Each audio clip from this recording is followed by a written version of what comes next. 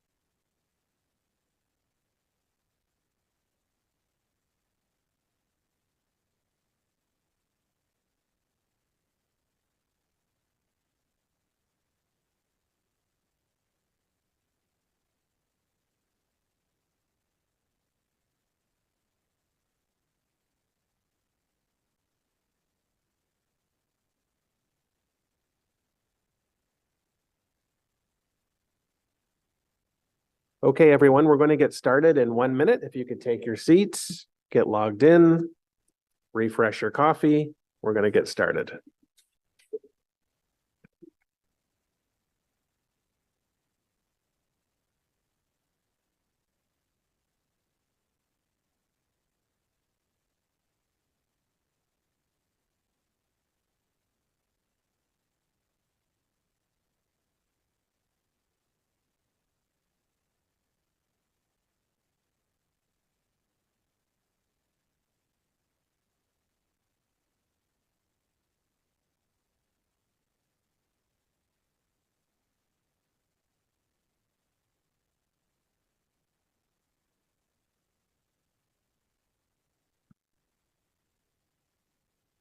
Okay, we're going to get started. Thank you, everyone. This is the 6th meeting of the Emergency Preparedness and Protective Services Committee of this term of council. Welcome back to everyone. We have a few important items on our agenda today and looking forward to that. I do want to acknowledge that the City of Ottawa is located on the unceded and never surrendered territory of the Algonquin and Anishinaabe First Nations people. We honor, respect, and recognize that they have been on these lands for millennia. Before my opening remarks, I will turn to our committee coordinator for roll call, please. Councillor Bradley. Here. Councillor DeRush is absent as advised. Councillor Dudas. I'm here. Councillor Devine. Here. Councillor Hubley. Here. Councillor Johnson. Here. Councillor Kelly. Present.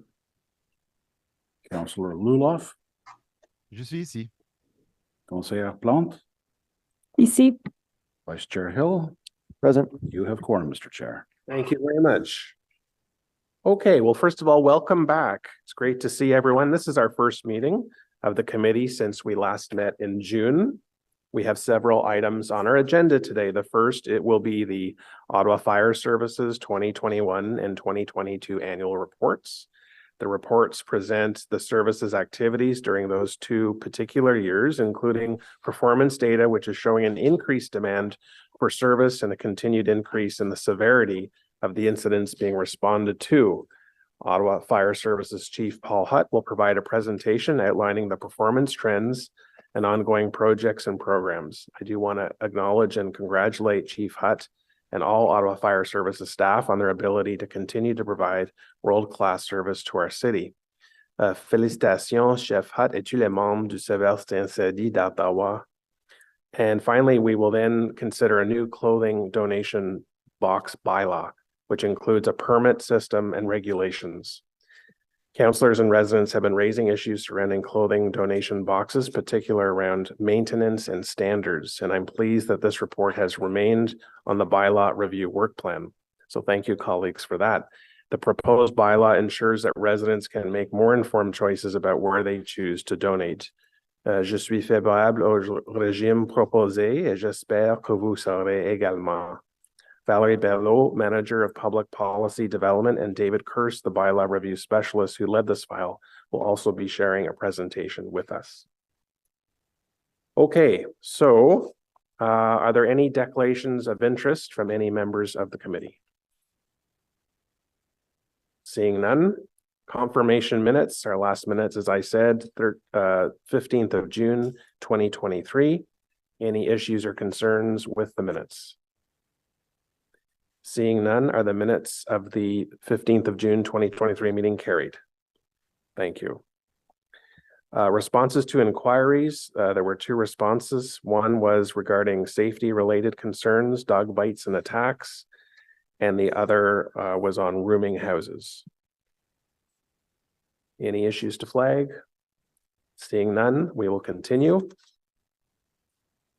Update, item 5.1, status update, inquiries, motions for the period ending 12th September 2023. No speakers, no written submissions for this item. Are we okay to receive this report for information? Received, thank you. All right. Next item is the Ottawa Fire Service 2021-22 annual reports. Both this item and the clothing donation bylaw, we have a presentation, so we'll just proceed in order with this item now. So we do have a staff presentation on this item. No speakers are registered to speak, but we of course will come back for questions from committee members. So Ryan Perot is here. Ryan, shall I yield the floor to you first for opening, or do you want to go straight to Chief Hutt? Go ahead, please.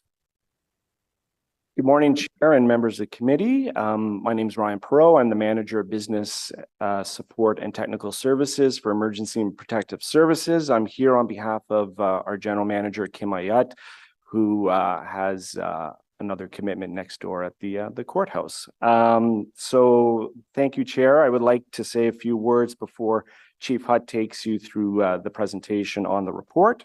In 2021 and 2022, Ottawa Fire Services was able to adapt quickly and continue to display excellence in supporting the city's emergency response and meeting standards for response times. The number of incidents continues to increase, but the dedicated team at Ottawa Fire Services always rises to the occasion. Le nombre d'incidents continue d'augmenter, mais l'équipe dévouée des services d'incendie d'Ottawa est toujours à l'auteur de l'occasion. Today, you will hear about some of the ongoing and upcoming initiatives that Ottawa Fire Services is undertaking to make sure they are always there for residents when they are needed. You will also hear about some important work and investments coming to help meet increasing demand due to growth. Thank you. Merci. Over to you, Chief. Thank you, Ryan. Good morning, Chair Brockington and committee. Pleasure to be here on behalf of Ottawa Fire Service to present our annual report. If we can have the slide or the presentation, please.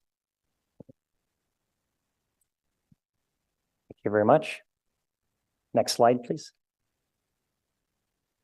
So the Ottawa Fire Service annual report, the 2021 and 2022 annual report has 4 parts. The 4 parts are the goals and objectives of the Ottawa Fire Service, a description of our organization and the Ottawa Fire Service, fire protection services that we provide, and the levels of service that the fire services provides as well. And this is a requirement as part of our legislation establishing bylaw with the fire services. Next slide, please. Just a summary, and I apologize. So if we can go back to slide 3, there we go. Thank you. It's just an overview of our service. We have a $183 million operating budget, and this comes to no surprise. The area we serve is huge, with a large rural application, which is achieved by a composite fire service model that we run.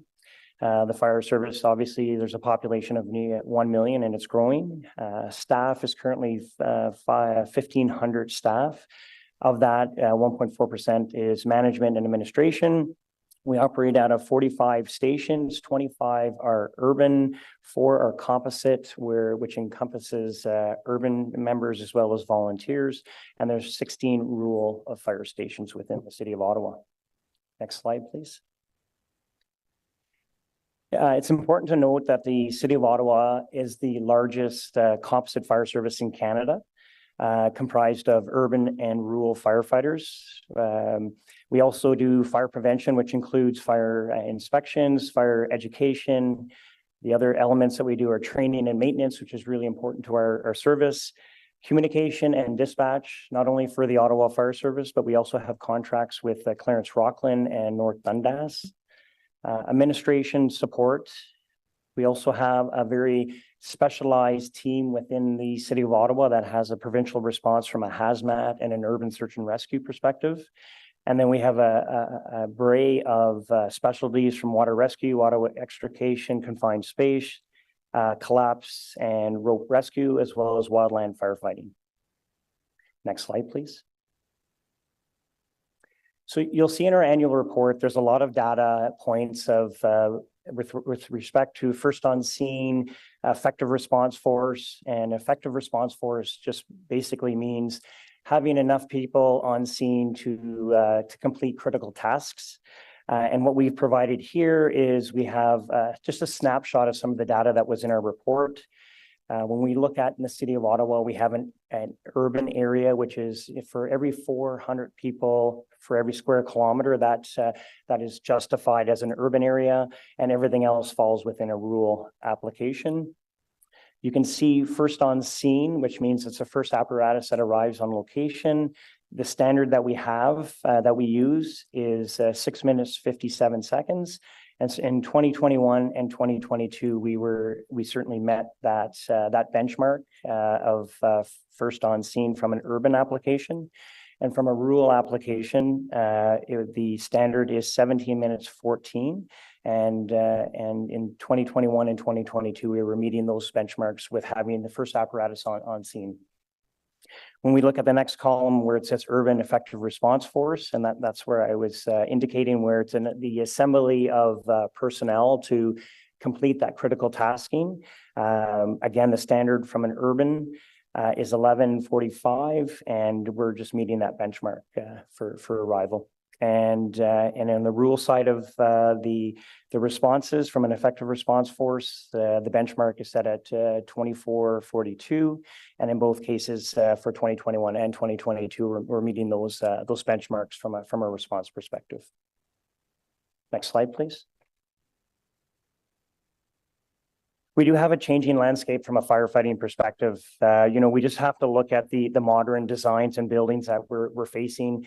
Fires are hotter, the building material used, the furnishings are certainly synthetic, plastic material, hydrocarbons, which, creates these intense, dark, black fires that are hot and heat.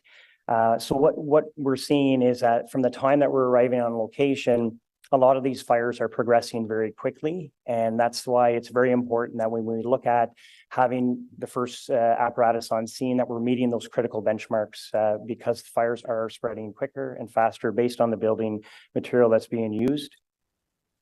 The other considerations are wildfires and their consequences. Risk from wildfires being mitigated with open air fire bans and prevention. And you certainly saw that throughout this year. Whenever the situations warranted from a weather condition, fire bans were applied across the city of Ottawa. And we have a very progressive fire prevention program with Fire Smart in a lot of our rural and suburb areas. And we've, the changing weather and human activity and green space is increasing these number of fires. And this goes again without saying, we're seeing an increase of power outages, flooding, tornadoes, severe weather events, and ice storms. So how we're mitigating some of these changing landscapes, the Ottawa Fire Service continues to evaluate future levels of service, invest in training, vehicles and equipment and technology. We're working with our communities to increase awareness, and I think that's really important as we move forward, is that making sure residents have an expectation to sustain themselves for at least 72 hours with some of these events that we're seeing. The other aspect that we're really focusing on is supporting our staff from a mental health perspective, from peer support, road for mental readiness, operational support, and those are the aspects that we're looking at to help mitigate some of these situations. Next slide, please.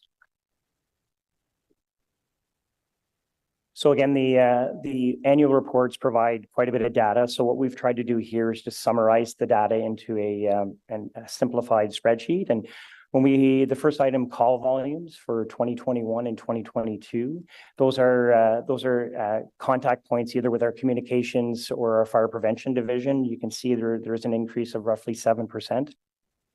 We are seeing an increase almost on all fronts from a call volume perspective, which is incident volume. 2021, we had a little bit lower numbers, and I think some of that was equated to COVID.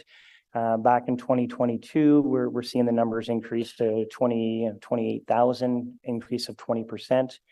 Apparatus responses, so not all incidences just have one apparatus. We have numerous apparatus based on the calls that we're responding to, based on the incidences that we're responding to. So we're seeing, because of our call volume increasing, we're seeing that number increase as well. Investigated fires, although we investigate all fires that we respond to, we're seeing an increase in, you can see in 2022 with 233, and those are where we dispatch fire investigators to go and do a scene reconstruction to determine the cause and origin of those fires. False alarms, again, we continue to see false alarms increase both in 2021 and 2022. False alarms within the city represents about 34% of our responses. So that's an element that we're continuing to monitor. We're seeing an increase with the medical type responses as well, a 32% increase, and a hazmat, which is hazardous material. And that can pertain to anything from natural gas situations that we respond to, or chemical situations that we experience in the city of Ottawa. Next slide, please. So just in closing, just to have a look back and a look forward, some initiatives that we're working on. The new Station 45 opening in Canada North, which will be serving Canada North, but then West Carleton March as well. It will be a composite fire station where you'll have urban and volunteers operating out of that station. And it will certainly serve the infrastructure and the development that's occurring in that area. Provincial certification, the province announced in 2021 that we were moving to a standardized certification model across the province, which we're certainly very supportive of. By 2026 and 2028 for specialties, we have to have all city staff trained and certified. And we're certainly in a very good position. We've trained, and now it's just a matter of getting that certification for these members moving forward. We've talked about this a little bit, the new training facility project that we're looking at. I often say the training facility that we're working in off industrial now was built in 1977 with former City of Ottawa. There was approximately, it housed and serviced about 500 members. Today, whether we have 1,500 members with this provincial certification. So the team is working extremely hard at looking at the steps that we can move forward to work with potential partners to see this project come to fruition. And the station location study for the City of Ottawa, the last station location study that the service did was in 2015. So there's time for us to update that plan, and it takes a lot of elements into factor about growth, intensification. We talked earlier about first on scene.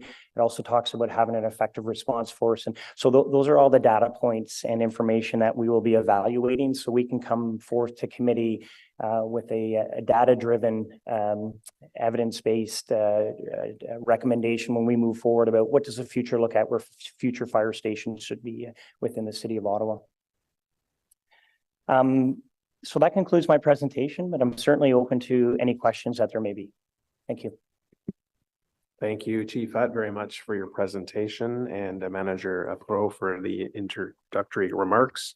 Certainly a busy year, the data and all the different types of responses that you've provided us information on. But again, I want to thank you, your management team, and all individuals who serve at the Ottawa Fire Services. So thank you very much.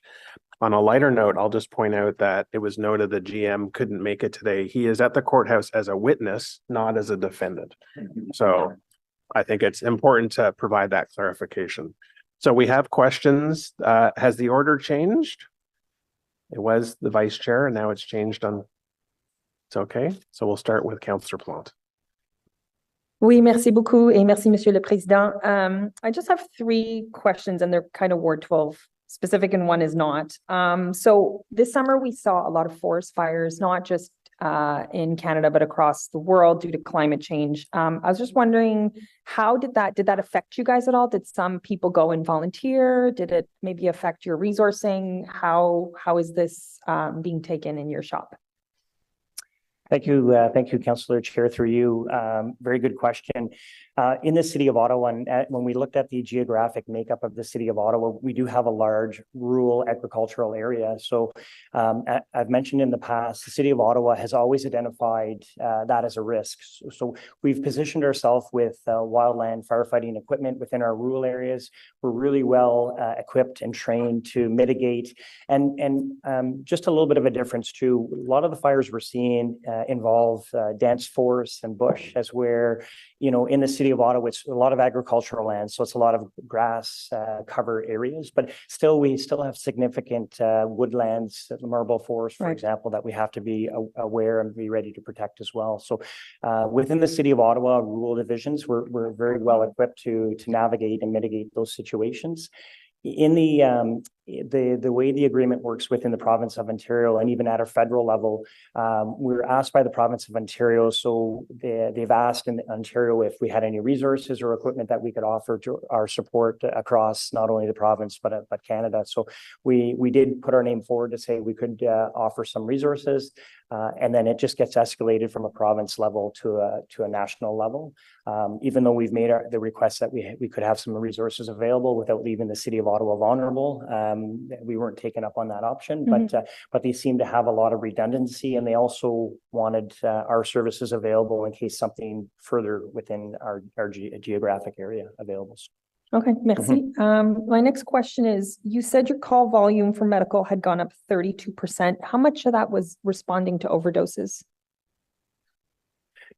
So Our data, so that is a very good question, Chair, through you. Our data, we've always tracked calls that pertain to alcohol, drug abuse. And just more recently, as a result of the opioid situation, we're really starting to gather that data now. Anecdotally, I can say we did a study between the start of the year till June of this year, and fire services, and this is outside of the good working relationships that we have with paramedics and police and all the other first responders. We administered naloxone 80 times, and we are seeing an increase of the administration of naloxone with the medical calls that we're responding to. So 80 times since June, you've administered naloxone? So it was from January to June of, Wow. Yes, correct. Okay. And obviously we're seeing an increase in calls for fire service at encampments because people are making small fires. Sometimes those get out of control. I was wondering if that is just localized in Ward 12, or are you seeing more encampment fires across the city? Again, encampments, and I don't want to say they're new to Ottawa, but certainly they've been really highlighted more recently with some incidences that we've seen. So we're working very closely with city partners to identify where some of these encampments or these situations are located. And so even to a point now within our communication center, we have identified the sites that we're aware of. So when we have first responders respond, they know the situation that we're involved with. I just want to welcome my public information officer, Nick DeFazio. He's here to assist if needed today. So no problem. Thanks, Nick. So encampments are certainly on fire services radar, and we've identified those locations, and even to a point where we're always available from an inspection perspective if that is necessary as well. Okay, and then my last question, thank you, by the way, is we have, especially more on the east end of my ward, what I call problematic addresses. So they're landlords who, have kind of abandoned their properties, and they sort of get taken over by squatters, and then they start fires because they're trying to eat or whatever reason.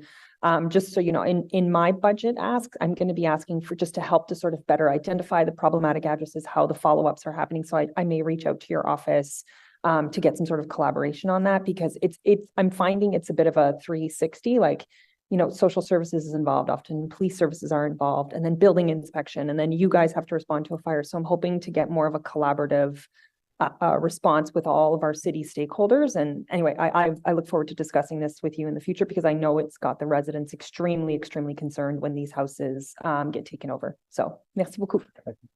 Chair, just for you on that, I absolutely believe in a holistic approach, and I think it takes many partners to resolve difficult situations. And I don't think one service in the city has all the tools and the capabilities. So we certainly welcome that opportunity. So thank you. Thank you, Councillor. Vice Chair Hill, you're next. Thank you very much, Mr. Chair. I will say that before I was in this job as a city councillor, I didn't realize just how busy you guys were. I get the emails now, and I just saw the statistics here. Thank you, to your team, for everything that you do. Because certainly for me, just as a resident of Ottawa, knowing that if I get in trouble within, 6 minutes and 15 minutes, I'm going to see somebody wearing your uniform coming to help me out is pretty reassuring. So thank you very much. I do want to ask about that benchmark. Is it your organization that sets those benchmarks, or does the province set those for you, or how do you determine what is the kind of the end factor there? Chair, through you, great question, and I should have preferenced that at the start. And we're accredited through the Commission on Fire Accreditation International, which is an international accreditation body that reviews our service and our service levels. In Canada alone, there's only 11 other services that are accredited to that level or to that degree. There's another 14 that are registered, but they're not accredited. So we hold ourselves to a high standard, but it is an international standard that is benchmarked with provinces, nations across the area. So each year we have to provide our data to show if we're meeting certain benchmarks. And if we're not, then we're held accountable to this third party to say, how are you going to correct this? What are your measures? That's where we take their recommendations and come before committee to say, there might be a gap here, and this is a solution that we've found to fix this. So every year we have to do an annual report, and every 4 years we have to get it reaccredited. So it's a very onerous accreditation that we receive. Thank you very much. A Barrhaven specific question to that point exactly. I know we have Fire Station 47, which is south of the Jock River, but in Barrhaven itself, there's only one interchange to get onto the highway. My question for you is, from a fire operations perspective, does it inhibit operations that you can't use Fire Station 47 to essentially go south on the Highway 416 in order to affect traffic accidents on that highway? Thanks, Chair, through you. A good question.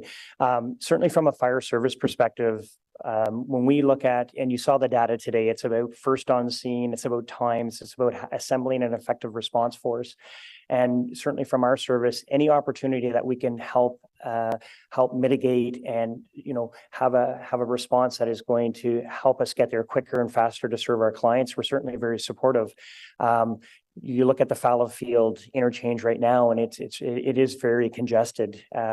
Certainly, if the interchange that you're suggesting at Barnsdale through Cambrian, it would certainly allow for a speedy response from 47 to not only get onto the 416, but to respond elsewhere. And we saw very similar when the Vimy Ridge Memorial Bridge was installed, where Riverside South now can serve part of Prince of Wales, where before they were coming from Barrhaven, which they had a slower response because it was a longer distance that they had to respond. So certainly emergency fire services would be very supportive of new infrastructure that would help.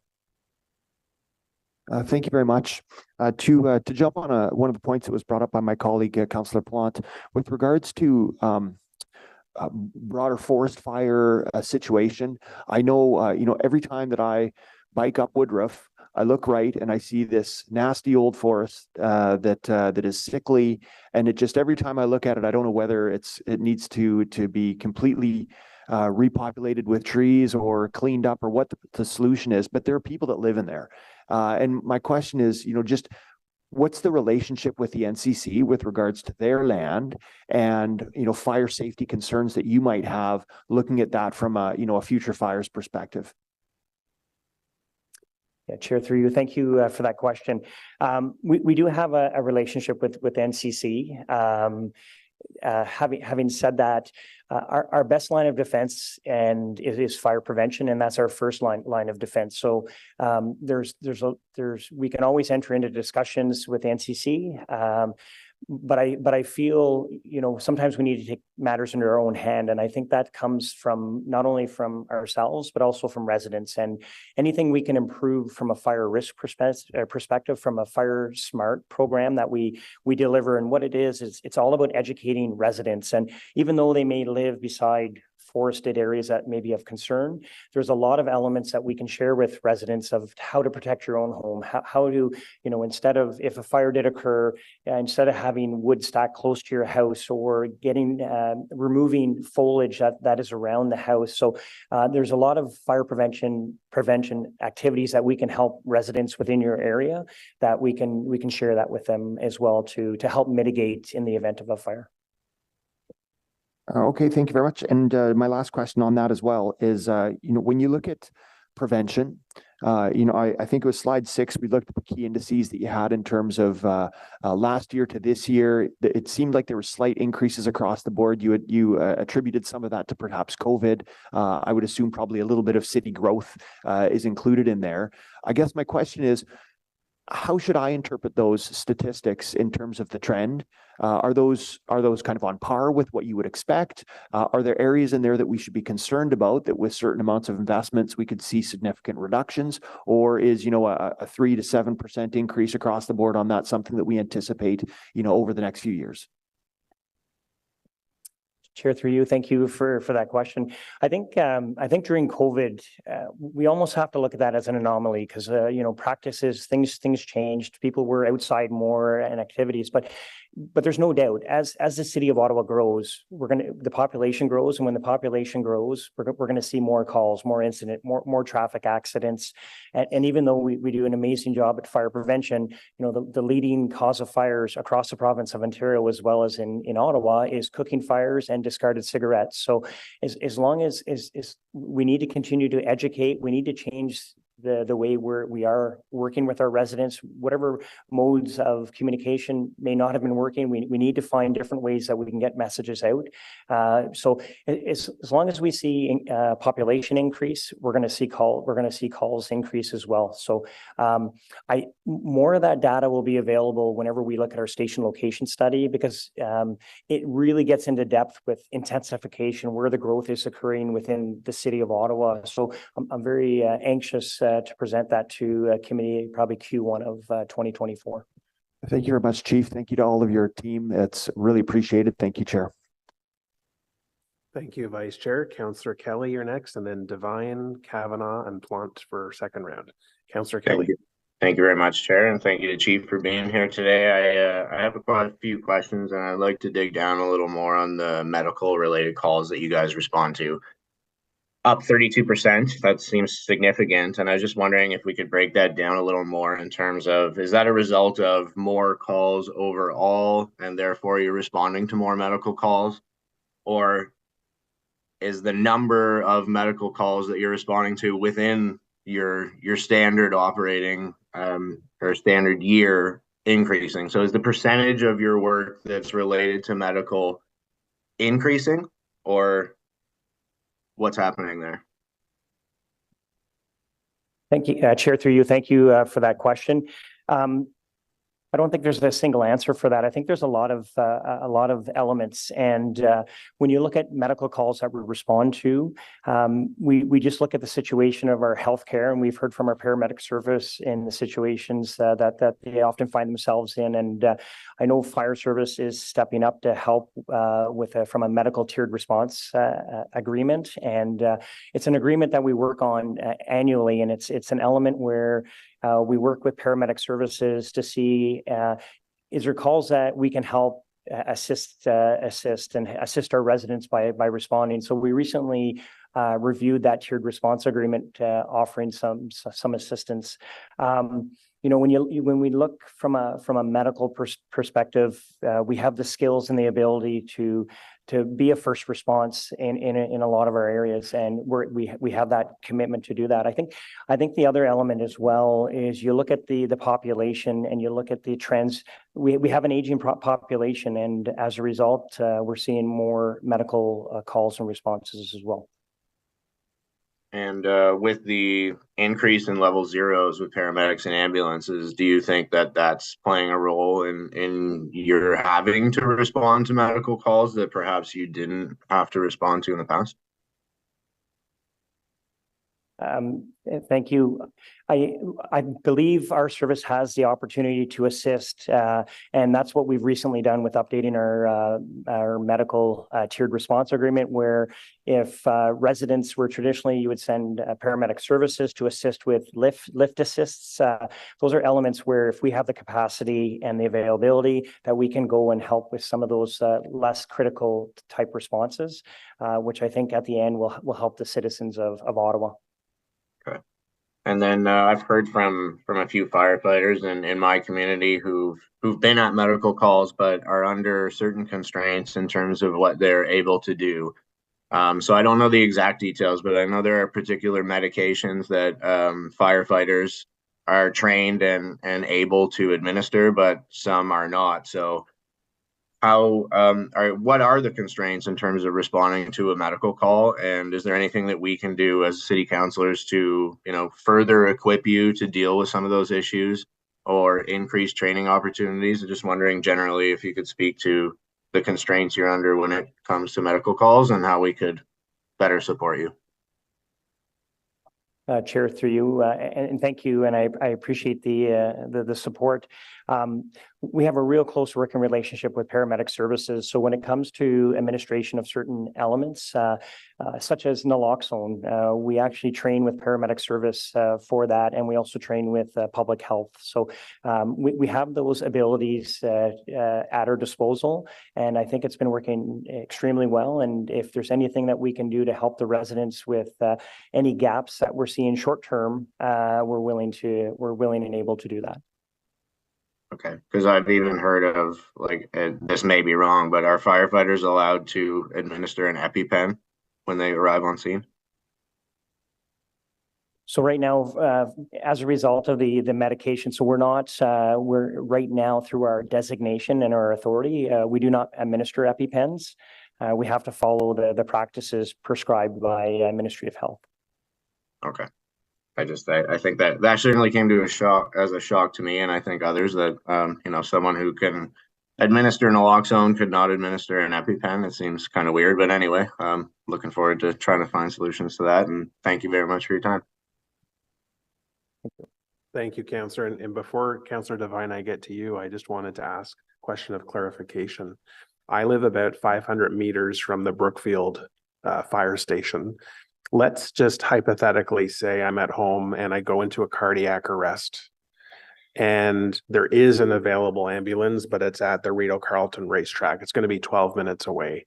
You guys are available at the station. Are you deployed? So Chair, thank you for that question and that clarification. Absolutely. There's certain criteria within our medical tiered response agreement that if there's a threshold where somebody is in cardiac arrest, not breathing, shortness of breath, then fire services are automatically tiered to those types of calls. Fair enough. Okay. And it doesn't matter if it's level 0 or not. I think that's a good question that we need to see if there's a correlation between the number of level 0 incidents and more medical calls that the fire service is responding to.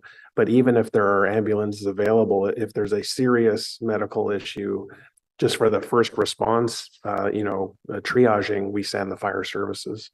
Absolutely. And that's where we work closely, not only with the paramedics, but police services as well, equipped with the defibrillators and the equipment to get that equipment and the resources on scene that we can help as soon as we can for those major incidences. Okay.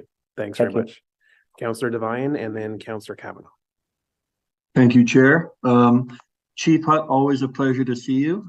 Nick DeFazio, very good to see you as well. Sorry I'm not there in person.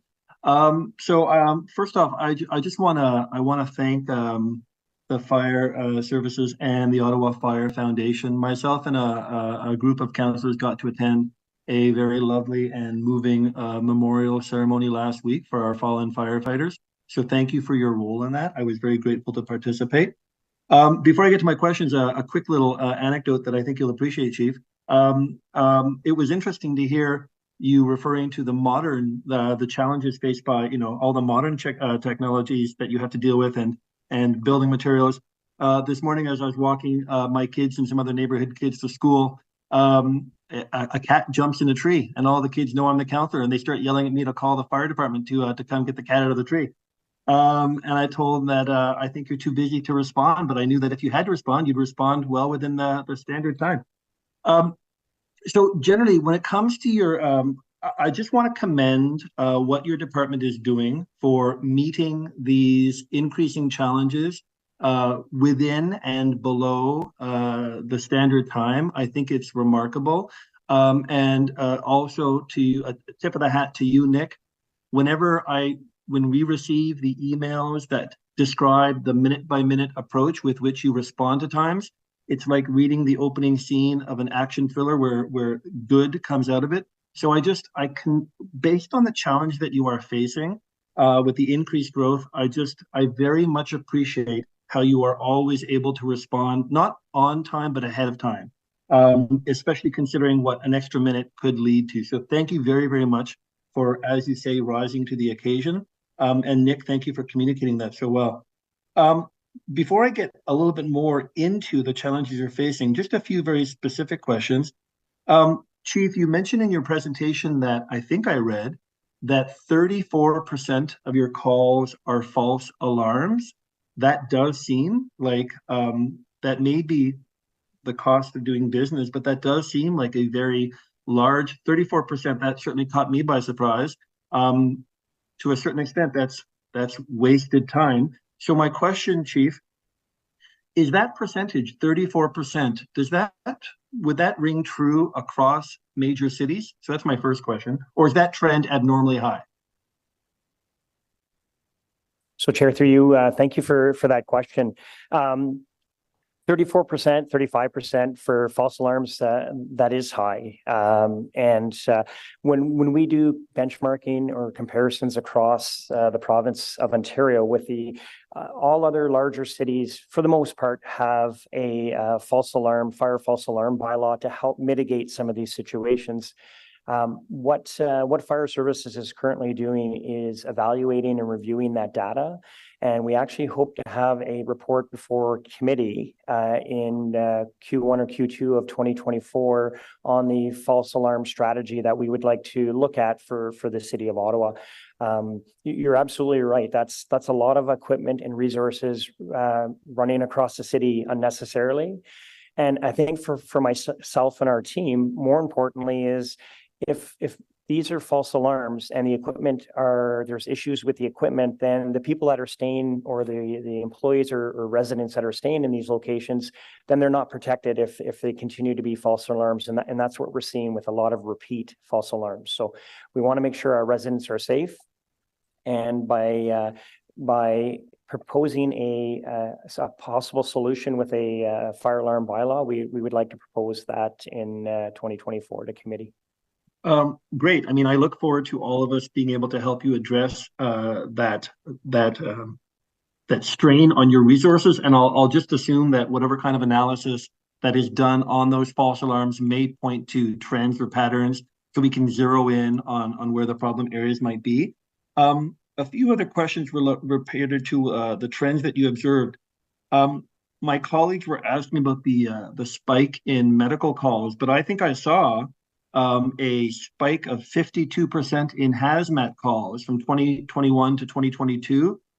I'm not sure whether the actual volume of hazmat calls is a big strain, but the percentage of the 52% spike from year to year seemed odd.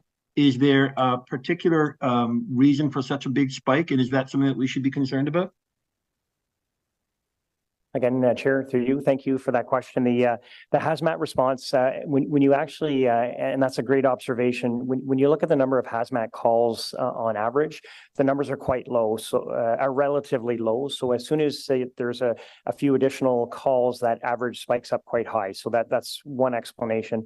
The other explanation, what we're seeing is for carbon monoxide calls, some of the trends that we've seen over the last couple of years are carbon monoxide, where when we get into multi-residential units, we often call our hazardous material team in that have special monitoring devices to come and assess that further. And even though each of the apparatus has devices, when we get into multi-residential, it takes a little more investigation often, and we call our hazmat team to just verify the readings to make sure the residents are safe.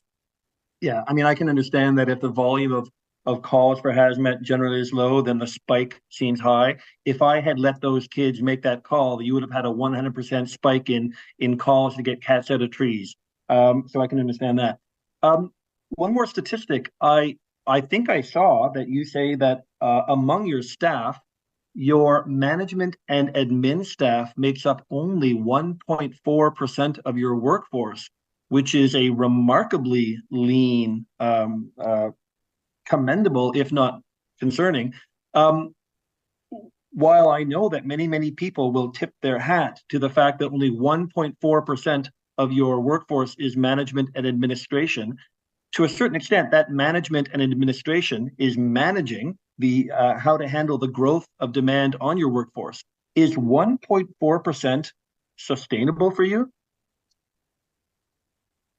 Chair, through you, Councillor, thank you for the question. Have you seen the amazing staff at Ottawa Fire Service? I work with an amazing team. I know. I like to praise them all the time.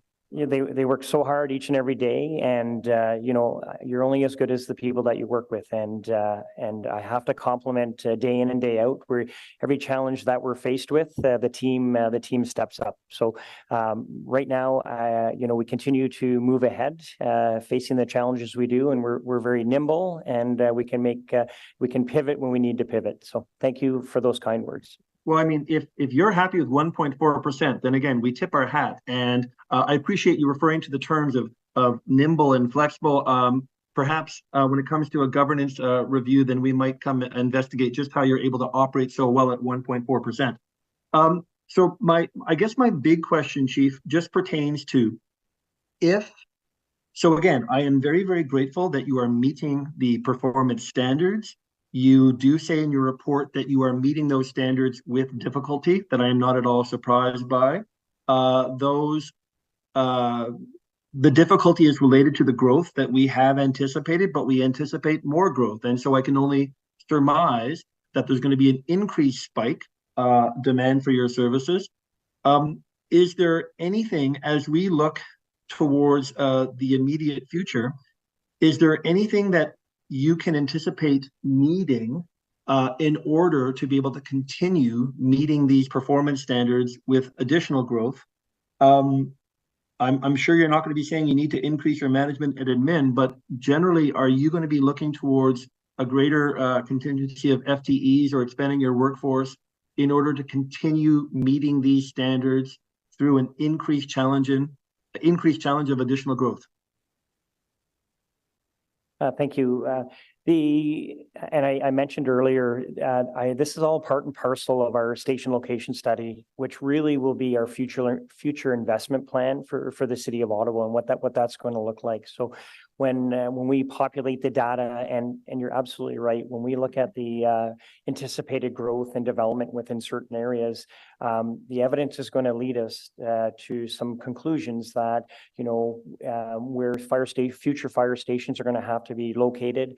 But our investment plan is also going to include support positions as well, because as good as our fire service members are responding to emergencies and calls, there's a lot of hard work that goes on behind the scenes, from a training perspective, from a maintenance perspective. So as we move forward with our 2024 station location study, which will also encompass our investment plan moving forward. Thank you, Chair. Thank you, Chief. Thank you, Councillor. Okay, Councillor Devine and then Plante. Sorry, did you say my name? Yes, I do. Sorry, go ahead, Right. Councillor Kavanaugh. Okay, thank you. Thank you, Chair. Thank you, Chief, for your report. As always, we really appreciate it and appreciate all your work, especially Station 22. See them all the time, and they've done a great job. It's been a busy summer with rescues on the water, and so much more. So appreciate it. I also appreciate the communications, and since you don't have much administration, but it is great that you reach out to us and let us know what's going on, because first thing we have to do is tell residents, because they want to know how come, what's going on and how's it going, and when they see fire trucks racing through their community. So that is very helpful. Councillor Devine was already asking about the false alarms. I couldn't help but notice, and I did ask last year about them as well, and to see them go up again is concerning.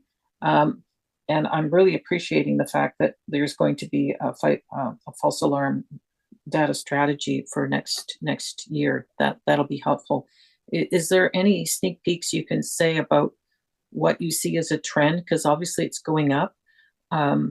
What do you see as the most concern in terms of the false alarms?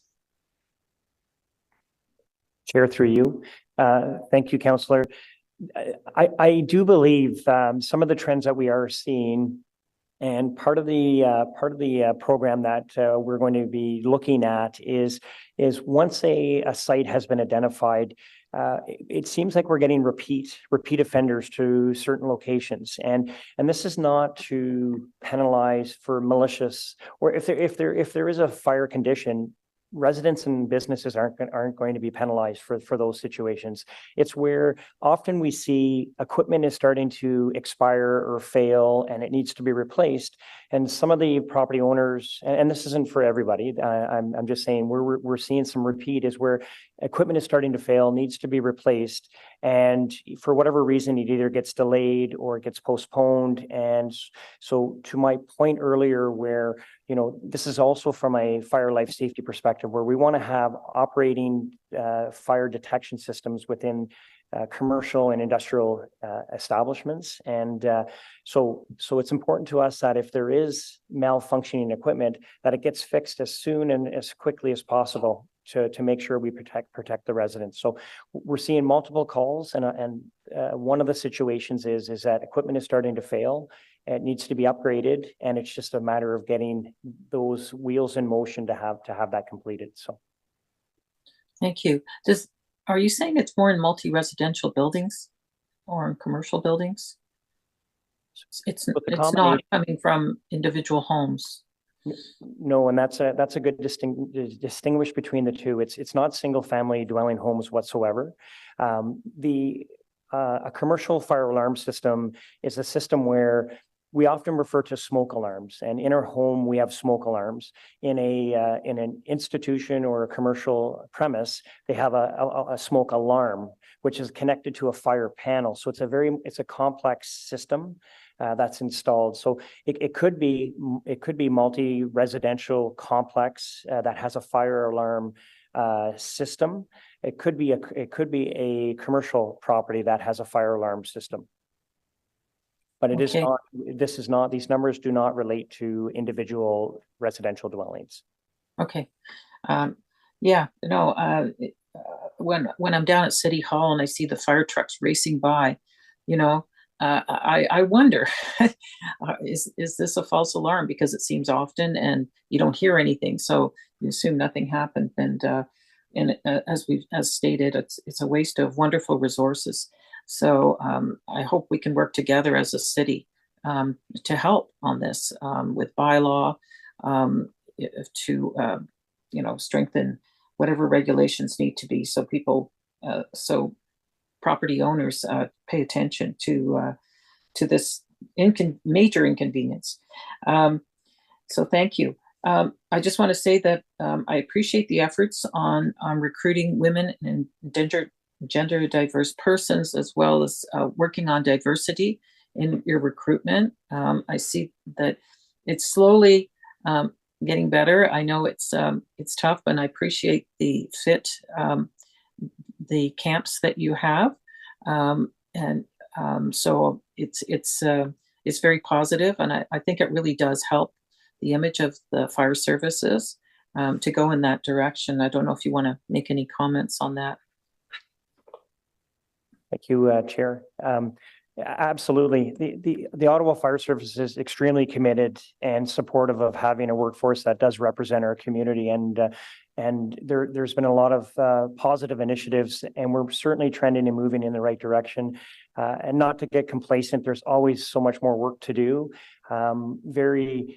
Very proud to say, first time ever in the Ottawa Fire Service, when we look at that 1.4% of administration and management, 43% of our senior fire leadership team are women in the fire service and holding deputy chief positions. And it really serves for a very diverse and a very welcoming work environment. And it has to start at the top. So I think from a leadership team, we're leading by example, and we look for many more opportunities in the future.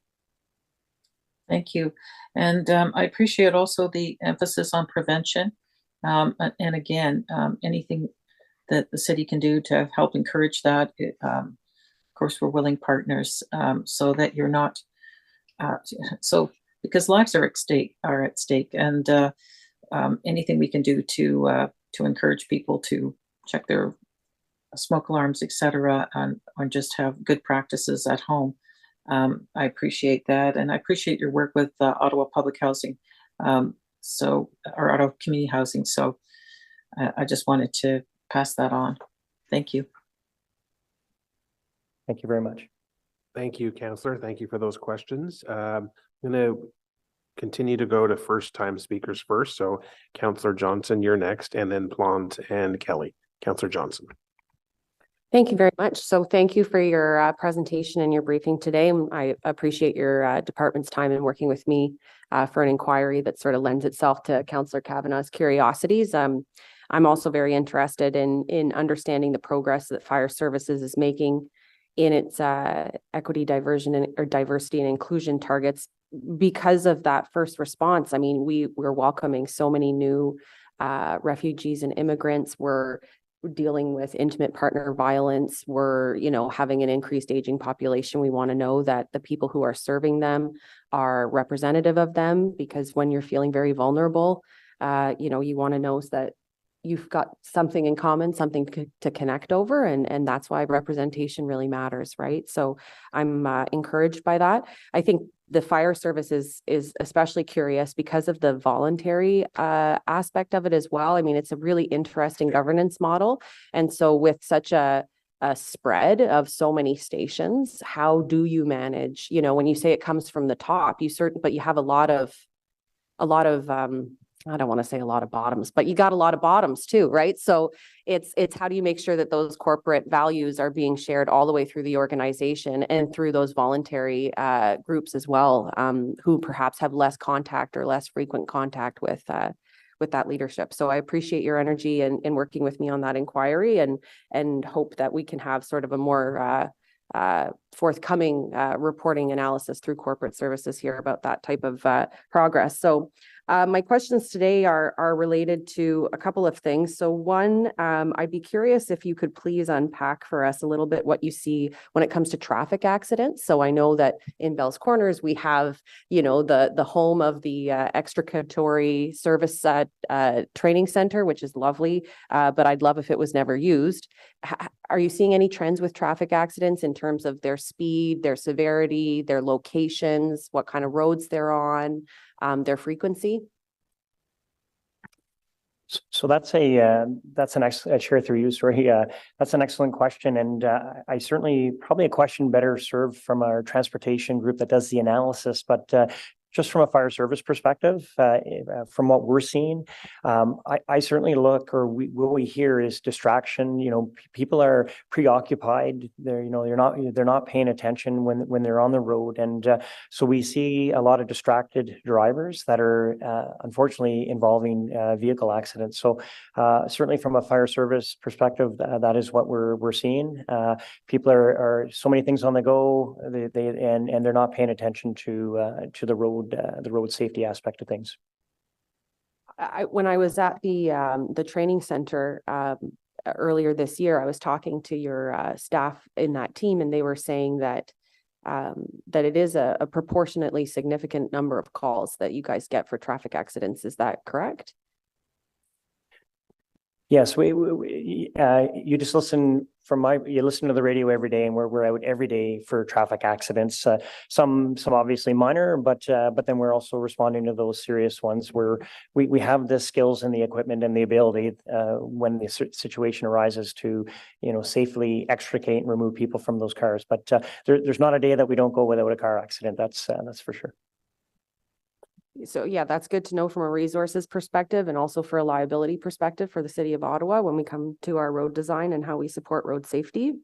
So we have costs associated with road safety everywhere, and it includes with our fire services and the resources there. So always of interest to me. The other one I was curious about was your investigated fires. So in College Ward, actually, we had again, not dissimilar to how statistics look big, but it looked like we went up in arson by a sort of notable amount of arsons. And I was just wondering, is that something you could comment on for the city of Ottawa, or, I mean, College Ward, maybe not specifically, but when you were when Stephanie Plante was describing, someone going in a home and trying to, get warm and setting a fire and or cooking on a fire that gets out of hand, is that considered arson, or is there a deliberate nature to arson that makes that a different category? And what trends are you seeing, please? Chair, through you, thank you for that question. One, I have a discussion with our Fire Prevention Bureau quite a bit. When I first started in the fire service, when you heard arson, it was that deliberate, it was that intent. Somebody wanted to damage property and hurt people.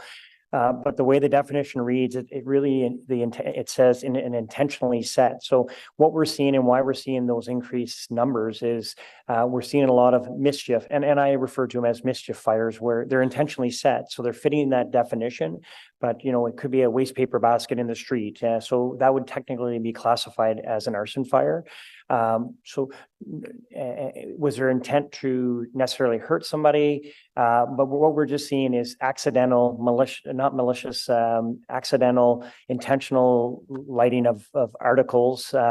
So there is a little bit of a distinguishing between, like what would be perceived as an arson fire. We have an arsonist, and we're always aware, and we're always plotting and tracking all our fires, and we work very closely with Ottawa Police if in the event that we do see trends that should be raised to a more of a criminal level, which we do work closely with police on. Okay, thank you. That's very helpful. I had asked for a bit more information from Ottawa Police in terms of that, but hadn't received that information. So I appreciate your time. And my final question, thank you, Chair, is when it comes to recruitment. So how healthy is your applicant pool? Are you seeing a lot of people that are wanting to be firefighters? Are you turning them away? Do you have waiting lists? Chair, through you, thank you. Two elements. We have because we have a broad 500 volunteers within the city of Ottawa. And then we also have the urban recruitment. Certainly on the rural side of from a retention perspective, I don't want to say it's hit and miss, but we're always having people step up for the position, and there's a lot of discussion across the nation right now about retaining volunteer firefighters. And I certainly don't want to boast, but we're very fortunate, just based on our geographic area, the intensification of some of our communities, that we're seeing a very healthy recruitment from a volunteer perspective, and we're able to retain those members. So we're not seeing the same trends that we're seeing, across the nation from our volunteer recruitment. And then from our urban recruitment as well, there's at any given time, we're receiving up to 1,000 applicants for, when we hire at any point from anywhere from 24 to potentially 50 members a year. And I just wonder, with that, are you seeing any trends when it comes to other emergency service personnel wanting to move over to fire? I've heard anecdotally that this is something we're starting to see when demands are really, you have a different hourly structure and how you complete your work week and things like that. You get maybe catch your breath a bit more comparatively, anecdotally. Can you comment on whether there's a trend like that happening that we should be aware of? I certainly hope people would want to move to fire services because it is the best service. No, with that, no, with all joking aside, with that being said, I certainly don't have any data on that. But we've also had firefighters that have said they want to change their career aspirations, and they move to police or vice versa. So we certainly see applicants from police services right across the country, as well as from paramedic services, and we also see a little bit the other ways, going the other way as well. I just wonder, and sorry, thank you, just this follow up.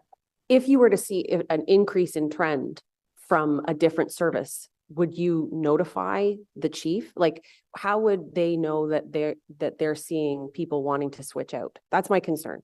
Because of course we have, a retention problem in the police, and it's sort of a recruitment challenge, right? So do you guys work together on that?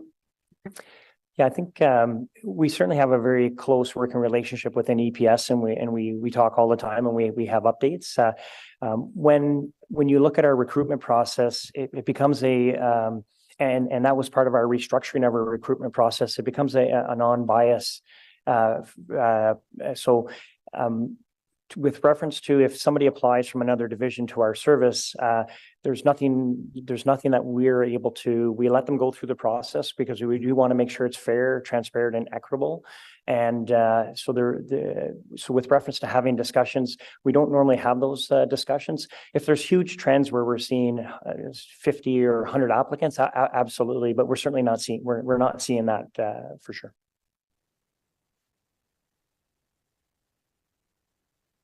Thank you, Councillor. Councillor Plante, you're next, and then Councillor Kelly, and any other councillor who hasn't spoken yet. This will be a last call, because I would like to move on to the next item. Councillor Plante. Yes, thank you.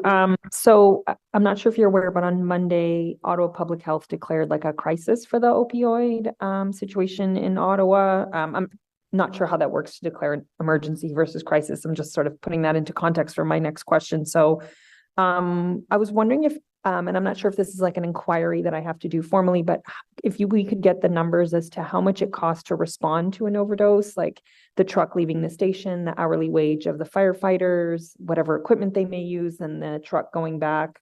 So that way we can kind of just get a grasp as to what this is costing our frontline personnel, both just in terms of manpower and numbers. Thank you for that, Chair, through you. Thank you for that question.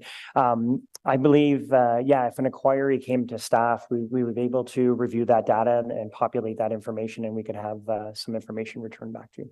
Okay, I'll send that along. Thank you. Thank you. Thank you, Councillor. Councillor Kelly, back to you.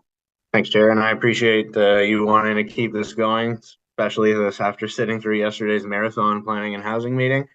I apologize, Chief, if you did address this, but I think I can speak for every one of my council colleagues who was there that day that going and having that experience at the training facility for the Ottawa Fire Service was awesome.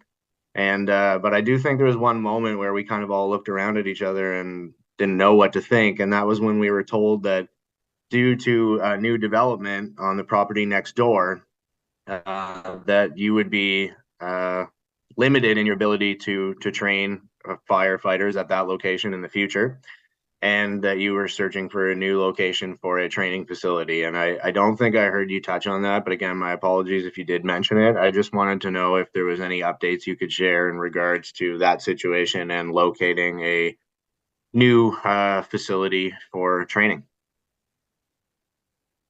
Chair, through you. Thank you for that question.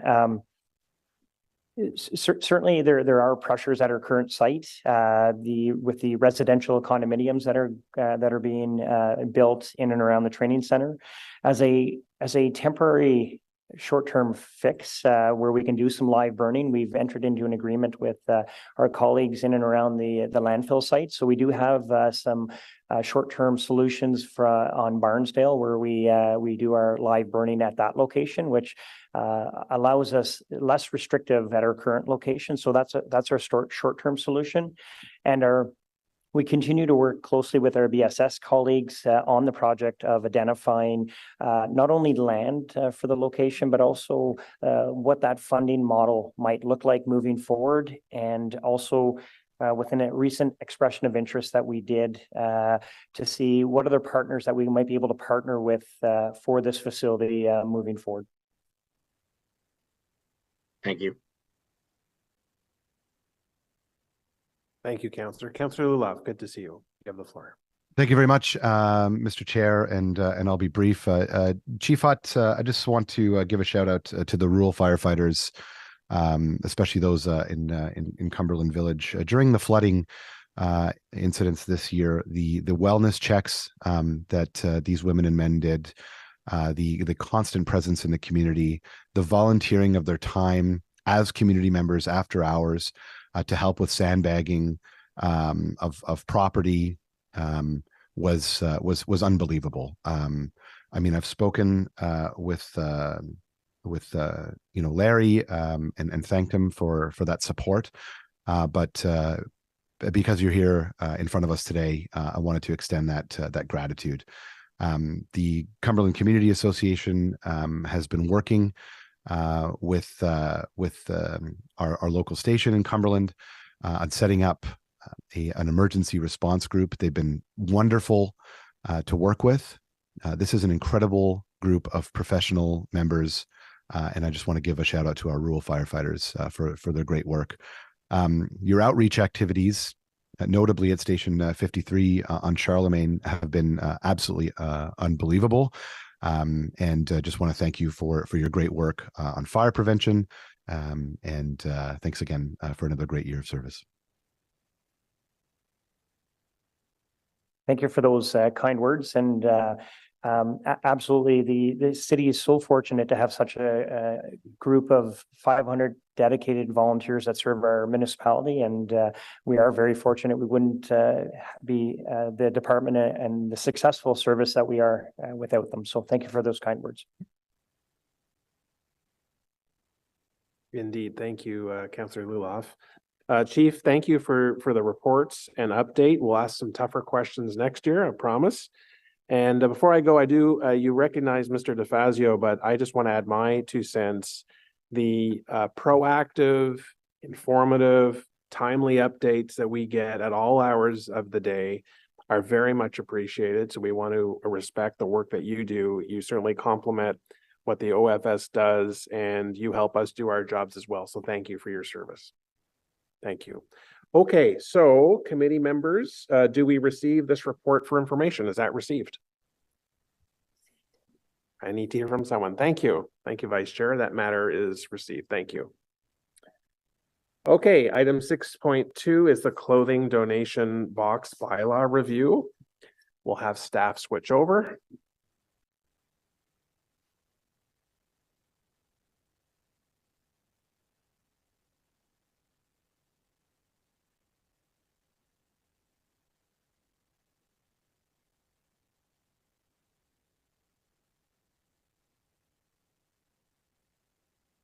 So colleagues, we will have staff provide a presentation.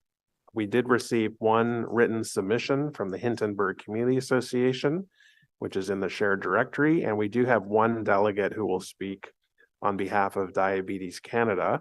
Mr. Pro, I will turn to you first to introduce your team. Great. Thank you, Chair. Today, the Public Policy Development Team is here to present the review of the city's clothing donation box bylaw, which includes the recommendation for a new bylaw and permit system for the operation of clothing donation boxes in Ottawa. This work is included on this term of council's bylaw review work plan that was previously approved by both committee and council. With me today are Valerie Bietlo, the manager of our Public Policy and Development Team, as well as David Kurz, a bylaw review specialist. Valerie Bietlo et David Kurz vont expliquer les conclusions et les recommandations proposées. Also supporting them is Joshua Davis, a bylaw review specialist as well, who will assist in answering any of your questions today. I would like to turn it over to the team for their presentation. Thank you. Merci, Ryan. Bonjour, Monsieur le Président. Bonjour, membres du comité.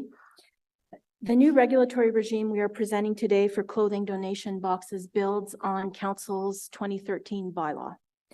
The new regulations will address ongoing concerns such as property standards and property maintenance issues, transparency about box operators and who the donations are benefiting, and improvements with respect to how boxes are placed on property, ideally with the owner's consent. We have consulted with box operators and owners throughout our work on this file and engaged with community associations, business improvement areas, as well as the general public.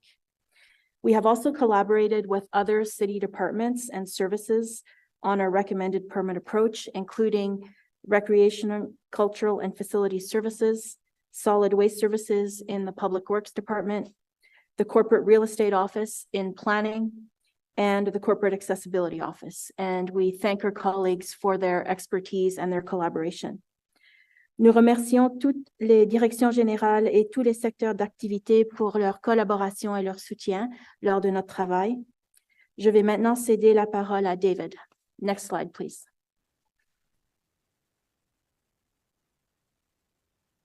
Thank you, Valerie. So before outlining the proposed new regulations, I'd like to provide a brief outline of the current regulatory state for clothing donation boxes in Ottawa. The current clothing donation box bylaw has been in force since 2013 and sets out minimal regulations and requirements for the location, signage, and maintenance of clothing donation boxes located outdoors on private non-residential property. The bylaw does not require operators to self-identify or to provide any information to the city prior to installing a box at a private property location. Based on the information we have today, it appears that current operators are primarily registered charitable organizations. However, staff are also aware of other types of operators, including textile recycling companies and secondhand thrift stores who may also partner with one or more registered charities. Overall, staff are aware of approximately 10 different types of operators, or 10 different active operators, and estimate that there are approximately 200 to 300 boxes located on private property. Donation boxes at our city facilities are currently managed separately through individual agreements between the operator and the city. These agreements are overseen by staff in the city's corporate real estate office and the planning, real estate, and economic development department. Pursuant to a council decision from 2012, a box operator must possess a valid CRA charity registration number in order to operate a donation box at a city facility. Currently, there are 2 registered charities operating boxes at 6 different city facilities. Next slide, please. Despite the 2013 bylaw, ongoing issues within the community have persisted. Firstly, the accumulation of donated items, waste, and debris causing a mess at donation box locations has resulted in property standards and maintenance issues, and in addition to creating nuisances within the community. Issues of exterior waste and debris at box locations have accounted for the vast majority of clothing donation box related service requests received by the city since 2013. Secondly, there have been issues with the lack of overall accountability and compliance from operators with existing regulations. This includes issues such as displaying accurate or incomplete information about the operator and their charitable status or partnerships, boxes being placed on private property without the consent of the property owner, and reports of theft, vandalism, and dumping at box locations. Concerns have also been raised about the types of organizations that should be eligible to operate boxes in Ottawa. There have been complaints from charitable operators regarding for-profit or non-charitable operators inaccurately portraying themselves as registered charities, creating uncertainty about who is actually operating the box and benefiting from the items being donated. Lastly, staff have also noted the potential benefits that clothing donation boxes may have with respect to informing future city policies for textile waste diversion. Looking at ways to enhance textile waste diversion opportunities was identified in the high-level long list of options as part of the development of the city's new solid waste master plan. Nous nous sommes aussi penchés sur les bienfaits que pourraient apporter les boîtes de dons de vêtements quant au réacheminement des déchets textiles. Et en fait, nous espérons que les rapports annuels que nous proposons portant sur les données relatives à la collecte et au réacheminement viendront éclairer les futures politiques de la ville sur le réacheminement, justement, dans le cadre du plan directeur. Next slide, please. Pour résoudre aux problèmes actuels, le personnel recommande de mettre en œuvre un nouveau régime réglementaire pour l'exploitation de boîtes de dons de vêtements à Ottawa. On a tâché de réaliser un équilibre entre l'application de ces règlements pour veiller à ce que les exploitants de boîtes de dons soient redevables de l'état de leur boîte d'une part, mais aussi en veillant d'autre part à ne pas surréglementer ni créer un fardeau trop lourd pour les exploitants responsables.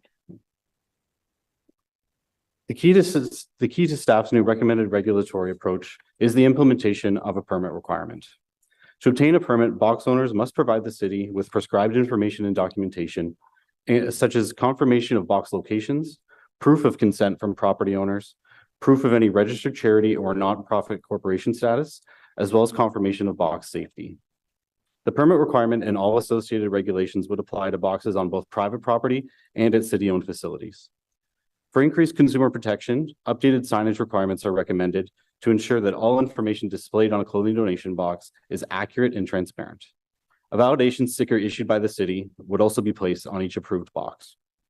To address public health and safety, the regulations will require that all box locations be safe and have adequate lighting at all times.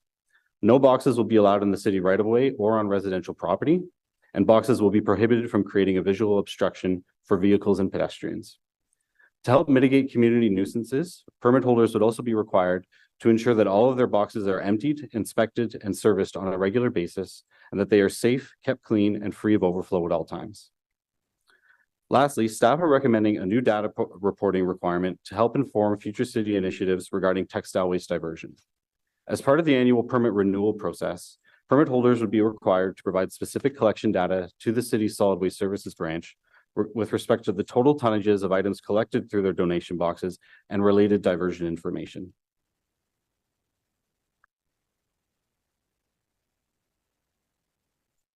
Next slide, please.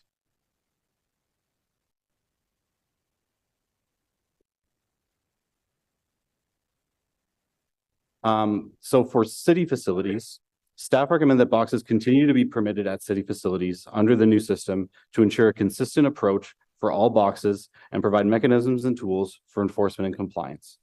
Clothing donation boxes would only be permitted at specific pre-approved city facilities that meet certain criteria assessed by staff in advance. This includes ensuring the facility is open to the public and that it can provide a safe, well-lit, and easily visible, as well as properly accessible exterior location for a donation box on site. Staff have identified 8 different city facilities that meet this criteria and which will be available as part of the initial rollout of this new program. Regulations would allow for new facilities that meet the same safety and accessibility criteria to be added, and facilities could also be removed if the location is no longer suitable for a box. Operation of boxes at city facilities would be restricted to permit holders who are registered charities. This would be consistent with Council's decision from 2012. And this is in contrast to private property where there are no eligibility restrictions being recommended.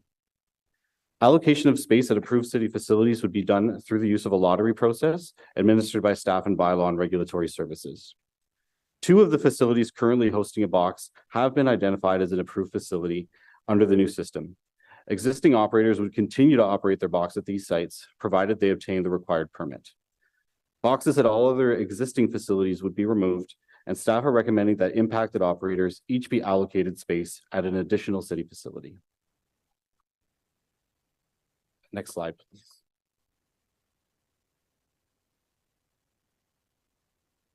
The following are the 8 city facilities that are being recommended for inclusion in this new regulatory system. As noted, this list is subject to change as the Director of Bylaw and Regulatory Services would have the ability to add a facility should the recommended criteria be met and in consultation with the General Manager of Recreation, Cultural, and Facility Services. A facility could also be removed if it is determined that the location is no longer suitable for a box. Nous recommandons d'inclure dans le nouveau régime réglementaire les 8 établissements de la ville énumérés sur cette liste.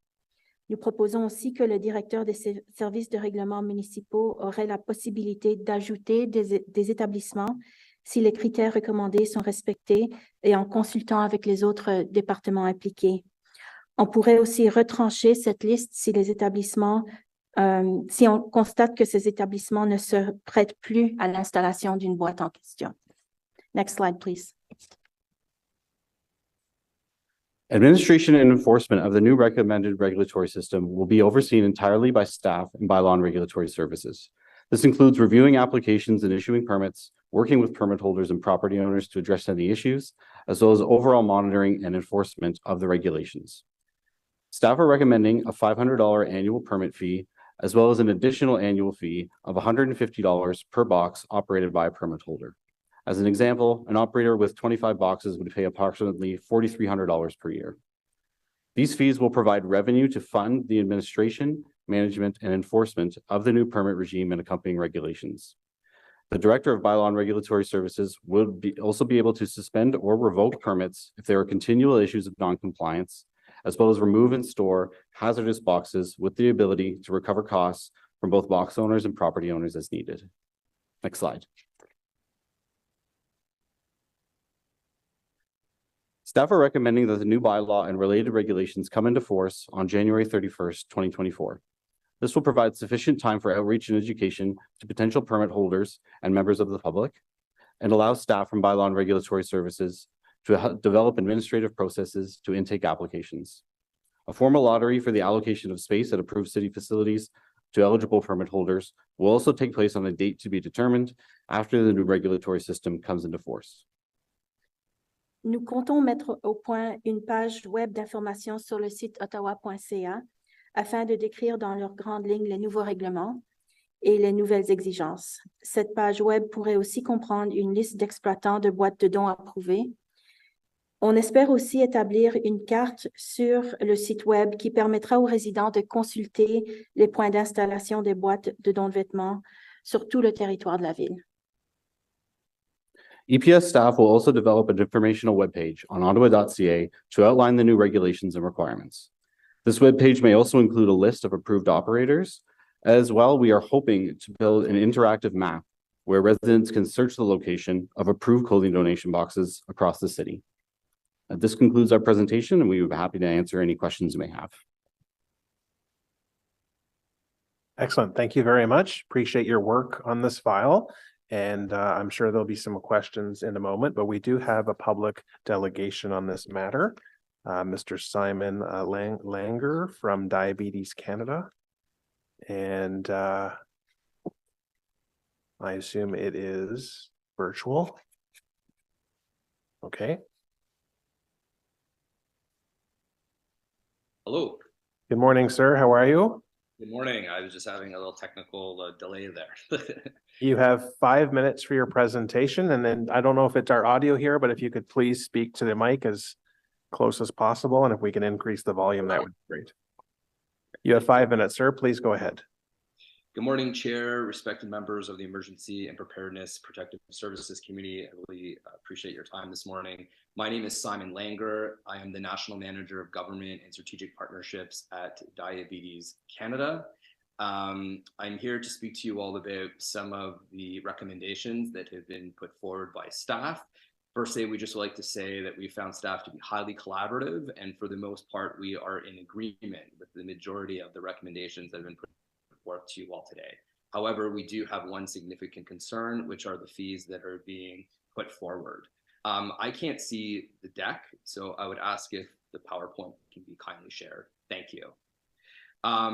So of course, we're hoping to work together to drive our collective social and environmental impact, and we're here to discuss the bylaws and licensing of the bins. Next slide, please.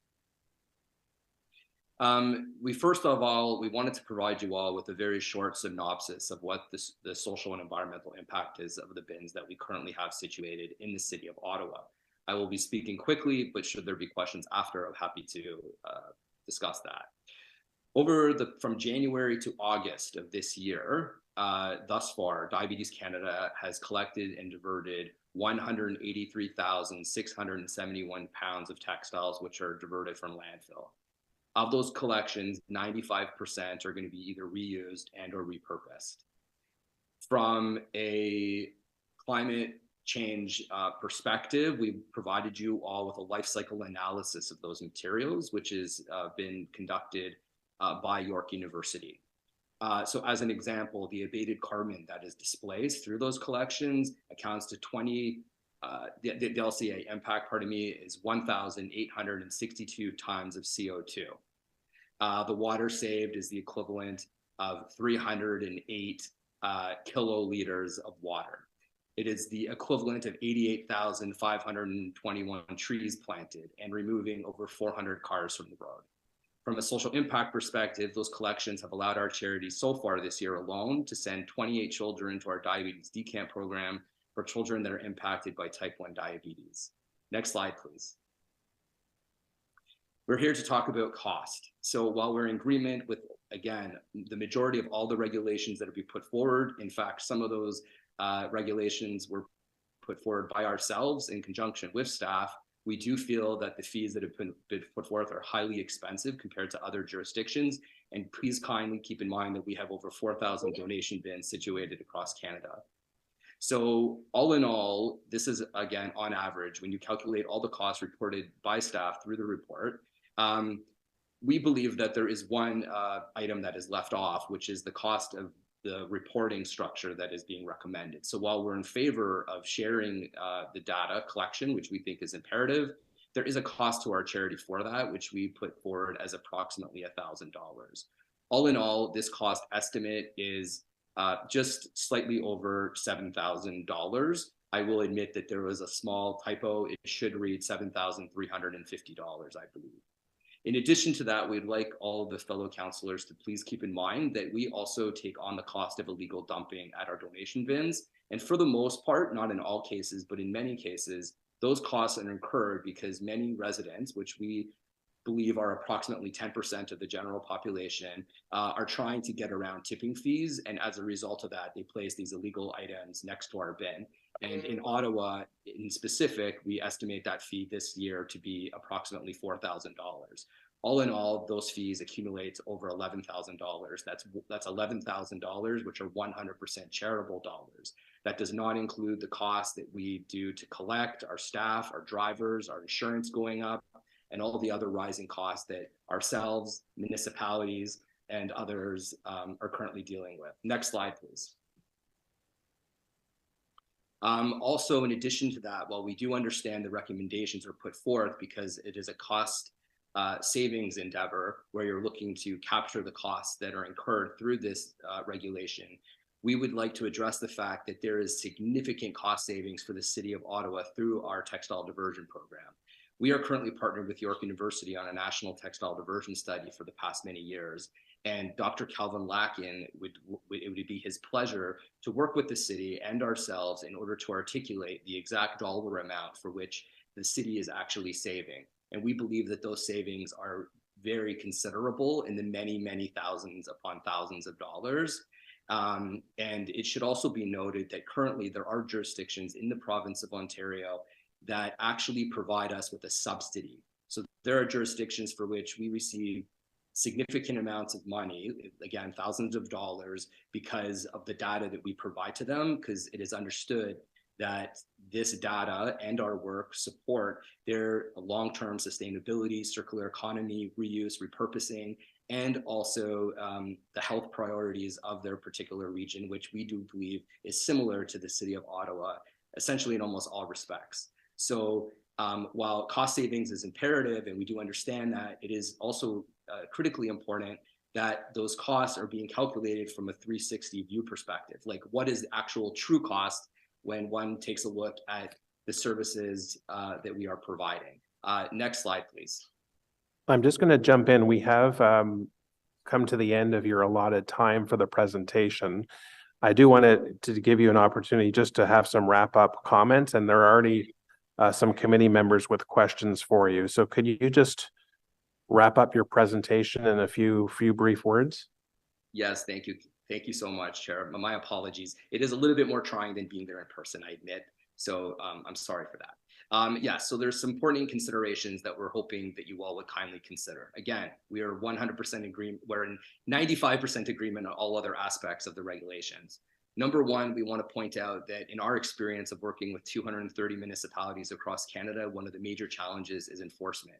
And so there are fees that are being asked to be paid. However, in most cases, not specifically speaking to the City of Ottawa, we have found that we pay fees, but then there is no enforcement of these rules and regulations. And so therefore, there are many illegal, what we call charitable imposters, who place bins in areas for which they're not allowed. And that continues to be the case.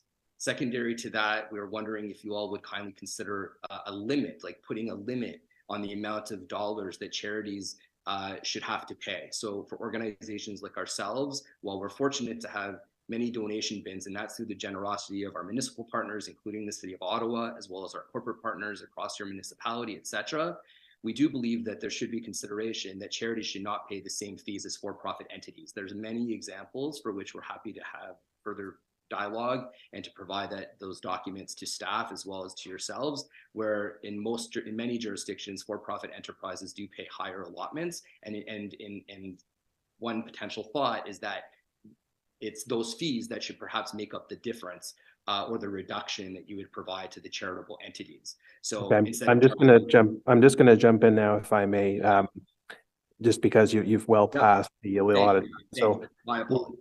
It's okay. I have some colleagues that have questions for you, so there'll be an opportunity to expand on your thoughts. Councillor Devine, you just came off the list. Do you not want to speak? Oh, I want to speak. Okay, Councillor Devine, go ahead, and then Councillor Plante. Thank you, Chair. Thank you for your presentation, Simon, because effectively you are raising the main area of concern that I had with this proposed amendment to the bylaw. And I believe that I'm very supportive of the general proposals of the bylaw, but it's how it impacts the charitable sector that I'm concerned. And I'm thinking about some comments that my wise colleague, Councillor Johnson, often makes when she refers to our relationship, the city's relationship with community associations and communities, where they are our partners in advancing many of our goals, but we often have a relationship with them where we're acting counterproductively to a supportive principle. And I feel that to a certain extent, that's what's happening here. As you aptly described, the charitable sector is providing a tremendous benefit to society as a whole, but you even illustrated that to a certain extent, the charitable sector is helping the city out with meeting our own waste diversion targets. So I guess a few questions I have for you.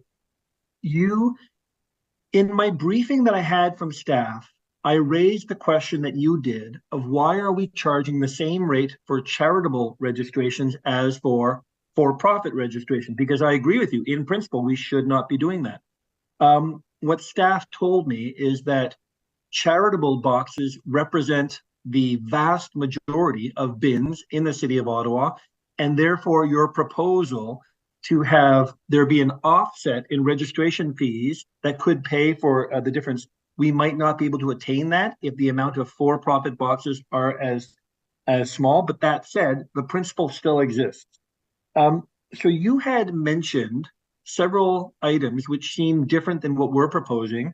You mentioned that several cities pay subsidies to charitables. You mentioned that in your experience, having 4,000 bins across 230 municipalities, I think you are referring to the fact that we are on the high end in terms of fees. And so what I wouldn't mind is if you can email me, I'm not sure if I'm allowed to do that, some additional information on what does this look like across the nation, where which cities are paying subsidies, which cities are charging a lower fee for charities than for profit. But just for our sake right now, can you, where do we stand across the country in terms of which cities are charging more and which cities are charging less for charities? Thank you so much for your comments, Councillor, and for your respected questions. They're much appreciated. In trying to summarize these details for you all as quickly and as efficiently as possible, for which I might have failed, my apologies. I had left out some of those critical details in terms of where you sit. So again, the reason that it's of great concern to us is because I do believe that the regime that's putting forth in terms of the fees would actually be the highest in Canada. So, and that includes, again, some of the other larger municipalities across the country. So one thing that some of the municipalities do is that they do have like a licensing fee, for example. Can you all hear me? Okay, cool. Some municipalities do charge like a licensing fee. So let's say $150 or $120. Actually, I believe like the city of Toronto is slightly around that number. So let's say it's $150, but then on renewals, meaning like the second time around, that the following years, there's actually a significant reduction. So it's usually, you know, I just going to read some examples to you here that I have noted. So I have like City of Brantford. They charge $100 for a new license fee, and then it's $25 for a fee, for a bin. The City of Toronto gives a discount for all new, after you pay the first initial fee for the first year. Secondary to that, then you pay a significantly reduced fee. The City of Mississauga, I do believe the renewal fee is like $75 as an example. So, I mean, I do have these listed, but the list is quite lengthy. But the bottom line is that $500 is quite a lot of money for licensing, like to be an owner operator, especially if they're charitable entities.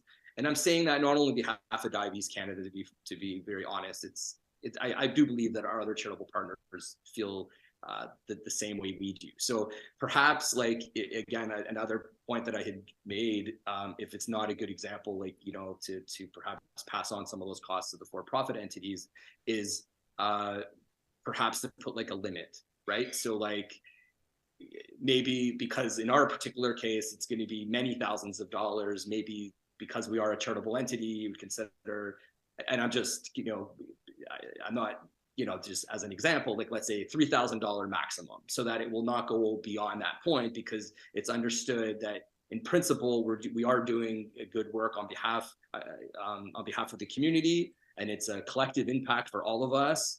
And, you know, that there should be perhaps maybe some shared expenses if those additional expenses are incurred. Yeah, so I hope that answers your question, Councillor. Yeah, it does, Simon. And I'll follow up with questions to staff, but I also recognize that even as we changed our waste diversion policy, setting new limits on waste, management. I've heard people say, well, I'm just going to take I'm just going to take more stuff to either, thrift stores or to put it in bins, knowing that it's not stuff that you can recycle. So there will be additional pressures on you. So I'll reserve my remaining questions for staff. Thank you, Chair. Thank you, Councillor. So questions for the delegate, Councillor Plante, and then Hubley. Oui, merci beaucoup. Mr. Langer, thank you so much for your presentation. I completely agree with you about reusing and buying secondhand. Anyone who has children knows how quickly they grow out of their clothes, and having, let's just say, access to that kind of saves your sanity, knowing there's going to be holes in them 10 minutes after you buy them.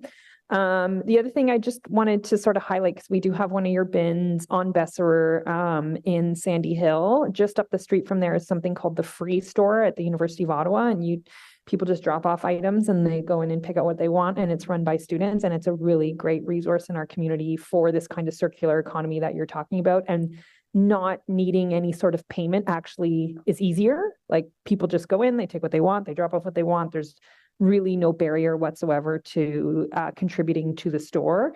So I just wanted to highlight the good work that they're doing at the Free Store on my end of town. Merci beaucoup.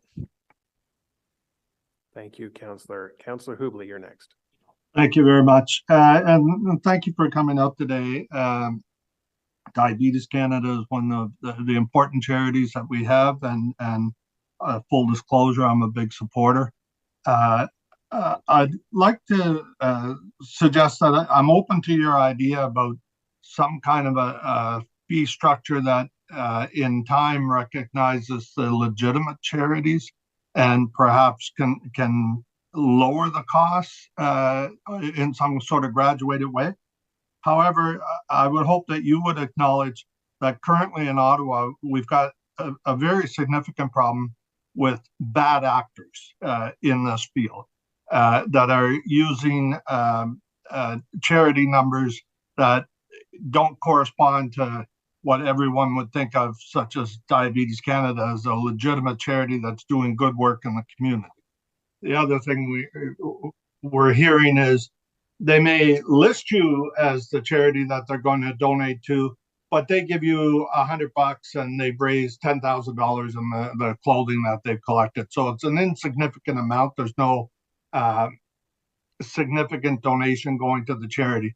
So I really like the work that staff have done here, because I think they're going to weed out those bad actors. I would hope that I can get you to acknowledge that that is a problem. And once we weed those bad actors out, it's going to be a better income stream for your charity, because there's going to be less players, if you will, in the field. So again, thank you for your comments and questions, Councillor. I really do appreciate it. So one thing that I will raise is that in our experience, again, my role is national, and sorry, my dog is now jumping on me. This is bad timing. So one thing that I would raise, though, is that in our experiences, these, what I would describe as, using your words, bad apples, usually these are organizations that do not follow the rules regardless. So these bad apples exist in almost all of the municipalities that we collaborate and partner with. And for all of the ones that have these regulations for which we pay fees, and we actually have a division that's a part of my capacity. We have staff that this is a big part of their role, is to make sure that we are fulfilling our agreements with our municipalities, paying our permit fees on time, keeping them abreast of everything that is taking place, ongoing, etc. But then these other organizations are still within those jurisdictions, and they continue to behave exactly in the same manner. There is only really one or two municipalities for which has very strict enforcement rules, where if these organizations go ahead, place these bins on private and or public properties, that they are removed essentially automatically, like overnight. And in those cases, that's where this legislation, this type of bylaw regulations are successful. But that is very, very far and few between. In fact, I would say it's like less than 5%. And so that's also one of our concerns that I was looking to address during my presentation, is that, we pay these fees willingly, and you are such an important partner of ours, and we are forever grateful to staff that met and worked with us, and yourselves for your ongoing support and the kind words of yourself and your fellow councilors. But we want to be open with you all that this, in partnership, that we're worried that we're going to move forward with this regulation, or that will be the decision today or by council next week, and then we're going to arrive at the same place. So, really the way to deal with the bad apples is to inform the public that if they do not have the appropriate type of license, or if they not a legitimate, you utilize some of your words, your kind words, legitimate charitable or not-for-profit organizations, and doing due diligence with us, that these imposters, these charity masqueraders, will just continue to operate the same way they always have. That's why some municipalities have actually made decisions to only collaborate with charities and to only allow charities to actually have licenses to operate. Like there's many examples of that as well, where they do not even allow for-profit collectors to operate. So that would be a great idea. Simon, I'm going to try to keep your answers briefer if we could here, so that we can move this along. Yes. I think it's important to acknowledge that Ottawa in the past has been a leader in this field, that, we created one of the first significant bylaws. I know at the time there was other municipalities reaching out to our staff asking how we did that, and then adopting very similar ones. So I fully expect that if council supports this report here, that you're going to see other municipalities adopt a very similar one. We won't be the most expensive in 12 months' time. It'll be more like we're part of the theme across the province on how to deal with the bad actors and how to get them out of this. A couple of to close out, I've got a couple of questions to do with the numbers you presented. What's included in this reporting cost that you've added in there? What makes up that figure? Well, I mean, it's just the time and effort of staff to, like, on a monthly basis, to go into our systems in order to pull out the appropriate locations, in order to make sure that those calculations are correct. We have offices all across the country. In this particular case, we have our local operation in Ottawa, based in Ottawa, and it's been there for a long time. And so, they have to cross-check, provide data to members of my team. And, when you take upon those, the salaries that are involved, and the reporting, et cetera, all in all, in a year, like, it doesn't take much today to get to arrive at $1,000. I think we'll all agree to that. So, we feel that it's a conservative estimate. We don't feel like we're being, frivolous in that estimate. And again, it's all charitable dollars. And so we're happy to provide that data. Like, the point of the argument being made, like, in fact, this is exactly what we do. Like, the majority of our formal municipal programs that we have across Canada, this is exactly what we do. But there's a further exchange of understanding where we get more locations. Like, there's other aspects to it which guarantee further revenue streams for us. And then that helps to cover those costs that we're taking on. So Simon, which I hope you can acknowledge, that's what this report does too, is it helps the city cover the costs that it's costing taxpayers to administer this. Because I can tell you, at least in the last go round of this bylaw, there was a lot of councillors that were ready just to ban the boxes outright, and then you're going to lose all the possible income out of these boxes because of the problems. And you acknowledge it in your own costs, because you're saying $4,000 per box in waste that people are dropping off. Is that correct? No, councillor, that's total. That's total cost of total cost for all your boxes. 4,000. Total estimated cost of dealing with, like, illegal dumping matters. So again, it's our pleasure to provide that service, and that's why we do that, because all of our hosts, including our municipal partners, where we place bins on public or private property, we do understand it's our responsibility to take care of our bins and to provide frequent service every week, multiple times per week, et cetera, in order to clear those items and keep them safe, et cetera. But again, there is a cost to that. And I think it's imperative that one looks as like, why is that happening? It's because in a lot of cases, not in every case, but in a lot of cases, residents in Ottawa and elsewhere, I'm not just pointing fingers at residents in Ottawa, they do so because they're trying to get around tipping fees. And so like, right. But that problem's going to exist no matter what we do today with that report. So that kind of muddies the water here, because that's an ongoing problem. However, if we get up to more enforcement, and as you suggested, where it's very clear rules about who can get involved now with the permit fees, it is going to take some of the bad actors out of here. They're going to have a lot of trouble coming up with legitimate charities and getting the letters from property owners. I think you'll acknowledge that a lot of these boxes turn up on property that people never gave them permission. They're just doing it. Right. So these rules are going to help address all those problems. One last thing I want to ask, because I didn't see that in your costs here, but I've heard from other donation bin providers that it's a significant cost. Some of these bad actors have a habit of stealing your boxes and other boxes, taking them to a site in rural Ottawa, repainting them in their own colors and putting them back out. Now that has to have a significant cost to use. So where would I find that in your list of costs? What did you account for that in? Yeah, so you raise an important point. So I mean, I was trying to provide examples that are more of our every single day occurrences, but we most certainly, unfortunately, deal with these bad apples, again, using your term, Councillor, that are involved in those type of illegal behaviors. And it's very unfortunate. So I'm not there. There's no disagreement on that challenge. And yeah, so. Okay, well, thank you. I appreciate that, Simon. And Chair, that's all the questions I had. Thank you very much for coming out today. Thank you, sir. Thank you, Councillor Hubley. Thank you, Mr. Langer, for your presentation. I think you provided some information and food for thought for committee members this morning. So thank you for your delegation.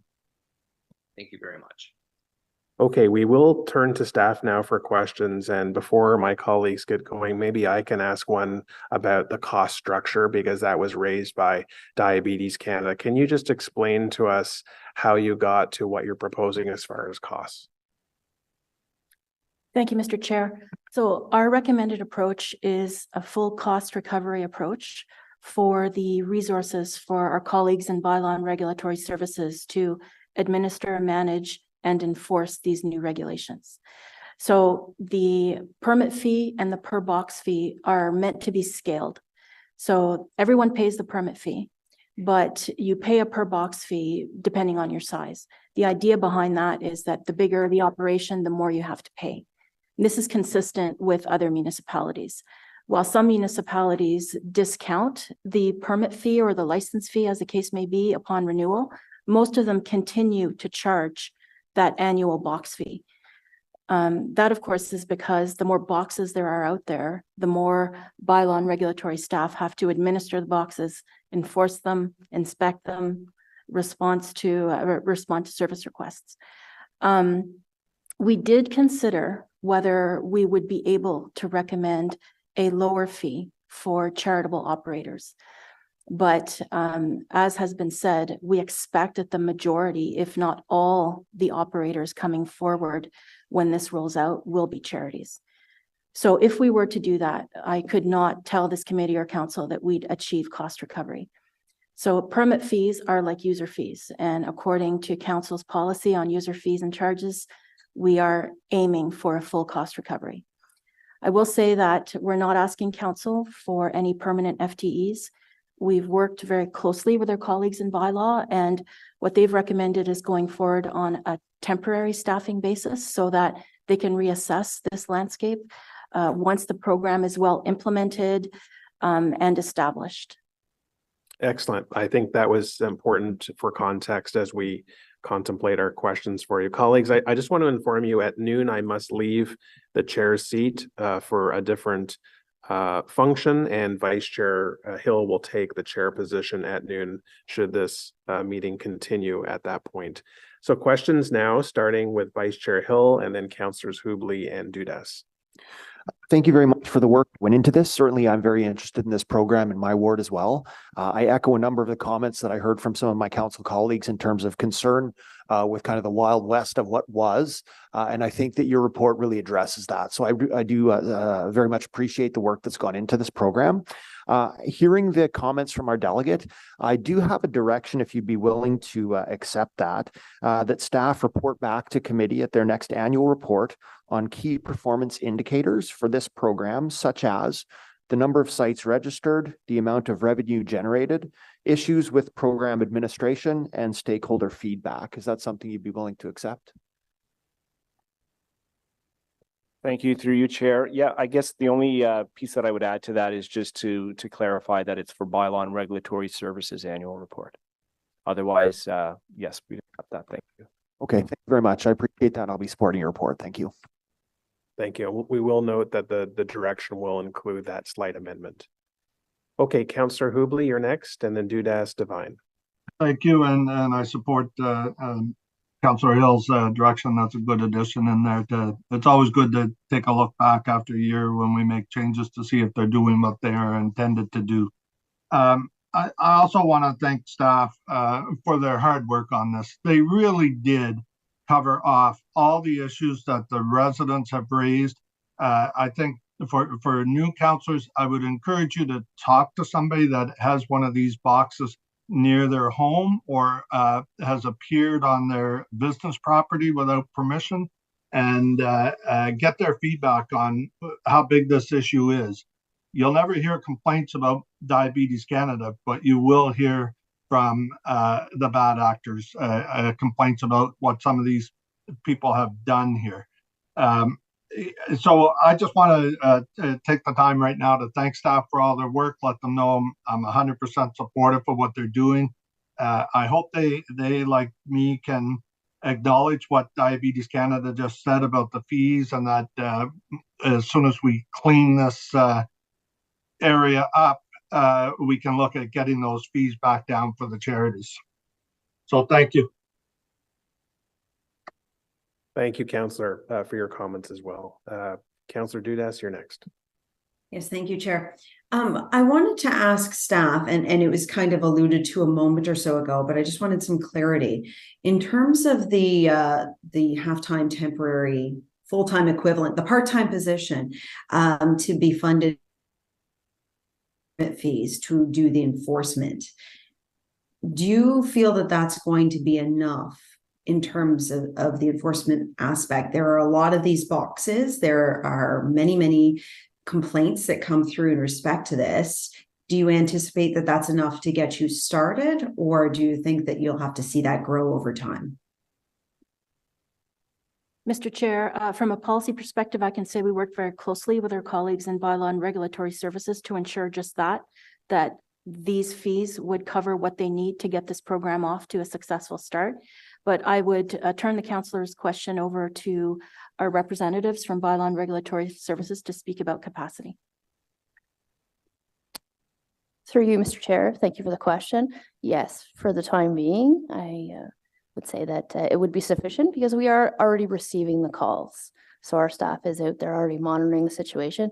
This should help, or will help, clean up the issues at hand as outlined in the detailed policy report here today. So the answer is yes. I'm glad to hear that, and I ask it specifically because I very much support this report and the opportunities in this to address some of the areas where our bylaw lacks. There was an issue on Saint Joseph Boulevard where there was a box there. It was being used as a dumping ground. I don't even remember the name of the charity, but the charity had actually been defunct for over 2 years and was not picking up anything. And we had engaged with yourselves. You were wonderful. It was addressed, but it took 2 years for it to be actually fixed because the private property owner was actually just putting everything in the garbage. So I think that there were some gaps in the bylaw we had before. I really do see that a lot of the work, the wonderful work you've done towards this will, close those gaps. But I do want to make sure that if we have a good bylaw, let's make sure we're enforcing it. So I look forward to seeing where that direction comes from with the implications of that direction from Councillor Hill, because I do think going back and double checking and making sure that we're seeing the full benefits of this in a year from now. But I am very much in support of these recommendations, and I thank you for the work you've done. Thank you, Councillor. Thanks very much. Councillor Devine, you're next. Thank you, Chair. Yeah, generally I am very much in support of these recommendations, and I want to just link back to what Councillor Hubley was saying, in that these recommendations are going to address and recognize a lot of the concerns that residents raise, and I'm very, very appreciative of that. I really am just zeroing in on the implication that the proposals will have on charities. And I just want to focus on that a bit, because I do believe that we as the public sector, we can we benefit from these charitable works, and I think that we should make a distinction between how this bylaw will affect public versus private sector. So my first question, if a lot of these fees are going to be covering the cost for enforcement, and if, as Councillor Hubley was saying, it's not the Diabetes Canada that we have to be concerned with, it's not the good actors we have to be concerned with, it's the bad actors. Would staff, if the annual fee is meant to cover the cost of many things, including enforcement, and if the good actors don't require enforcement, would staff be willing to consider some kind of financing of this over multiple years, where a good actor that does not require any enforcement, that there's a discounted fee for second year, third year, and so forth?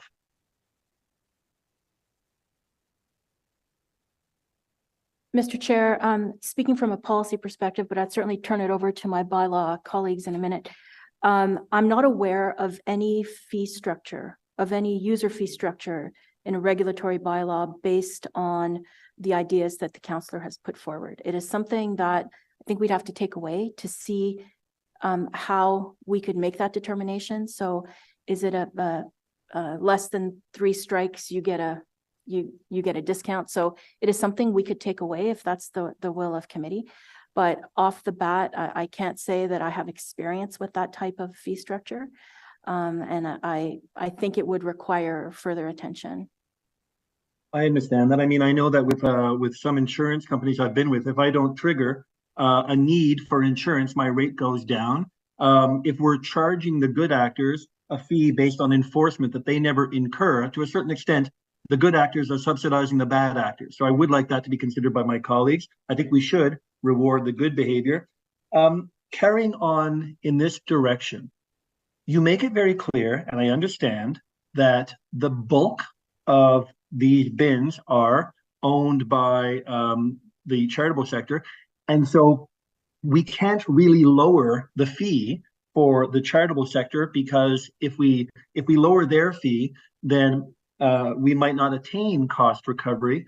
But in principle, if there's no possibility of lowering the fee for charitable, why can we not just, even as a matter of principle, to recognize the distinction between charitable and not, increase the fee for the private sector bins? Would that be something that staff would consider? Mr. Chair, really, there's only one for-profit operator that we're aware of, maybe 2 through a partnership with a charity.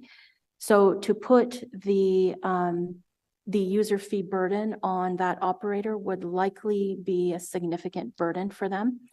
It's not something that we could recommend going forward. I would say, to be clear, that the permit fees will pay for the front end and the back end of the system. And what I mean by that, that FTE will be used to take in permits, to review consents, to review insurance, to populate that map that we're hoping to create on ottawa.ca. So that will benefit all operators. At the back end, enforcement, of course, will benefit the good operators as well, because it will get, hopefully, the bad operators out of the landscape. I will note that there are some offenses in the bylaw related to dumping, related to stealing. So enforcement support paid by these fee revenues will assist in enforcing those issues as well. All right. Thank you. I'll just see if I can work with my colleagues on some kind of measure about rewarding the good behavior. But thank you, Chair. Thanks, Councillor. And just as a reminder, the direction provided by the Vice Chair, I think will give us some important data after the first year. If the number of inquiries or bylaw matters plummets, then there may not be a need to have fees at the level that we've first established them. But again, it's all based on cost recovery at this point. So great questions. Councillor Johnson, your hand was up. It's now down. Are you okay? Okay. Before I provide my comments, would anyone else like to speak on this matter? Okay, well, colleagues, I too want to share my appreciation to staff for their good work. Council did direct them to do this work, and they've provided us a very sound proposal before us. The people of Ottawa support charity bins. They want to see charity bins, and they recognize the value that charity bins provide. And I do think there is a significant diversion element here. There's a lot of waste not going into the landfill because people have an opportunity in their community to go and drop household items and clothing off. And I do acknowledge that this is a revenue generator for charity. This is an important part of their revenue stream. But what we have in Ottawa and what I've seen is what I call the Wild West of charity bins. There are no true strong regulations in place. We don't know how many bins exist in the city of Ottawa. There's an estimate which staff have provided us. And I have seen countless bins where contents are all over the parking lot, where the garbage is dropped off, where reports of rats are in place. We have building code issues with the state of the bins itself in horrendous states of condition. And it becomes a blight on the community where there's just too many calls, too many emails about irresponsible bin owners. And I hope that's the minority. I really do. But we've had in my own ward issues where I've asked the bins to be removed because we just can't win that battle with whoever that bin owner was. So I do believe that the bylaw needs to be revised. I do believe this is a good proposal before us. And as I just said, I think the Vice Chair's direction to staff will give us some data that we truly need. So I wanted to provide my insight at this point. So the recommendation before us is that the committee approve the proposed clothing donation box bylaw as described in this report and the general form set out in document 1. Is this item carried? Carried. Carried. Thank you. And thank you to staff again. Okay, item 7, in-camera items. There's no in-camera business today for this committee. Item 8, information previously distributed. This was a status update on short-term rental regulatory regime, as noted. Notices of motion. Any notices of motion? Notices of motion? I don't have a notice of motion, but I did, if possible, Chair, can I make comment on item 8.1, the short-term rental regulatory regime? Yep, that requires 2/3 support. The committee members allow us to lift this, so Councillor Hill can ask a question. Carried. Are we good? Thank you. Yep. Okay, so we'll go back to that item. Councillor Hill. No, thank you very much, Mr. Chair. And this won't be anything too controversial. First, I just want to say, having looked at this in substantive detail, I'm very appreciative of the work that staff did on this report. I think it took us from a position where previous to 2019, our short-term rental market really represented the Wild West, complete unregulation. And this, I think, puts a good grip on improving compliance and getting the city of Ottawa into a space where short-term rentals are much, much better managed. And my question is, can we expect further updates on the status of the short-term rentals after we've received this report, essentially? Is there going to be a regular mechanism with which we can receive these key performance indicators, make further decisions based on the total numbers and volumes that we're seeing and compliance numbers with regards to this bylaw? Through you, Chair. Thank you for the question. Yes, we can put forward some updates in our annual report.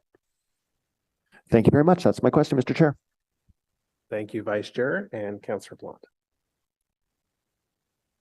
Yes, hi. Thank you so much for this report. I do have a lot of short-term rentals in my area. So I was just wondering, after I looked through the report, and is there a collaboration between yourselves and like Vibro or Airbnb to look at the data of how long people are actually staying in the short-term rentals? And then my other question is, was there a discussion about increasing the licensing fee? Because I actually thought that was quite cheap, $65 a year for the license. I mean, people are charging $100 to $200 a night. So those are my two questions.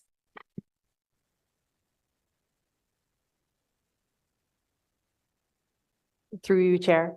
In terms of I'll answer the licensing question first. So in terms of the licensing fee being $65 a year, or breaking down to $65 a year, it's 110 over 2. In terms of that fee, the purpose or the goal behind the lower fee was to gain compliance. So the intent was to have those hosts apply to the city, obtain their permit, and from there we could evaluate down the road. So in working with Airbnb, as well as other groups in terms of, I guess, numbers, yes, we do work with them. We do have access to the data and the information in order to gauge and further review and evaluate as we go. And second question was in terms of, sorry, would you mind repeating that one? No, I think you answered them. Oh, okay. Thank you so Perfect. much. Yeah. And I'm glad to hear that there is that collaboration between the service providers as well, because I think getting a good picture of, who's staying in hotels, who's staying in Airbnbs for how long. One of the things I've heard, and again, Councillor Johnson mentioned these things are kind of anecdotal, is that people are using Airbnbs to kind of circumvent the landlord and tenant board. So they're renewing every 30 days these leases. And then, that's a whole nother issue. That's a provincial issue, but definitely one we need to keep our eye on, especially as we are in a housing crisis. So thank you so much. Thank you, Councillor. Councillor Hubley on this matter. Thank you. Yes, on this matter, just based on what the previous council was saying, I just want to ask staff a question on this. We keep referring to this industry as Airbnb, but it's kind of like Xerox or Kodak in the past. Airbnb is one of I think it is the biggest and a legitimate player in this. But I think in the past, they've worked quite well with the city in trying to bring in regulations and similar to our last topic with the clothing bins, try to help us work with the bad actors in the industry. I wonder if they've made any progress in trying to get away from referring to all the short-term rentals as Airbnb, and maybe we should just start calling them short-term rentals and list a bunch of the companies that are involved in doing this. Like, could staff comment on that? At present, only Airbnb is licensed with the City of Ottawa. So we do refer to Airbnb, but generally overall, within our group, or both the licensing and administration side, we do refer to them as short-term rentals. We are working with other platforms in terms of obtaining proper permits and licensing, as well as there has been unlicensed platforms that have been charged and are before the courts within the city. So yes, we do refer to short-term rental, and I will ensure that going forward, others also refer to them as that. Thank you very much. And it's good to hear that you're following up on the ones and some charges have been laid. I appreciate your work on this. Thank you. Thank you, Councillor. Seeing no other hands, we will move from this item then. Item 9 is notices of motion. Any notices? Not seeing any at this point. Inquiries. I do believe Councillors Plant and Johnson have inquiries, which I would like you to read onto the record. So Councillor Plant, you're first. Thank you very much, Chair. And this is via Councillor Carr, who sent it to me to read out loud to you. Bylaw Regulatory Services 2021 and 2022 annual report indicates 57,318 service requests received by Ottawa Bylaw and Regulatory Services in 2022, equivalent to 30735 service requests per FTE in Ottawa.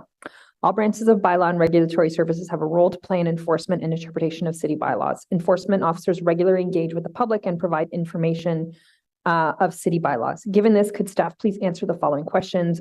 1, what is training and certification requirements for bylaw enforcement officers? How often are officers required to recertify training and certifications?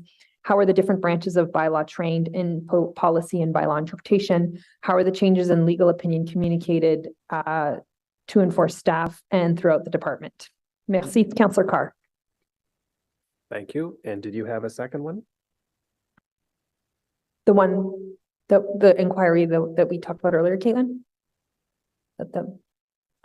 Mr. Chair, I believe Councillor Plante had referenced an inquiry about fire services earlier, and it would be appropriate to ensure that's on the record now. Great, thank you. I'll read it. Just give me a sec.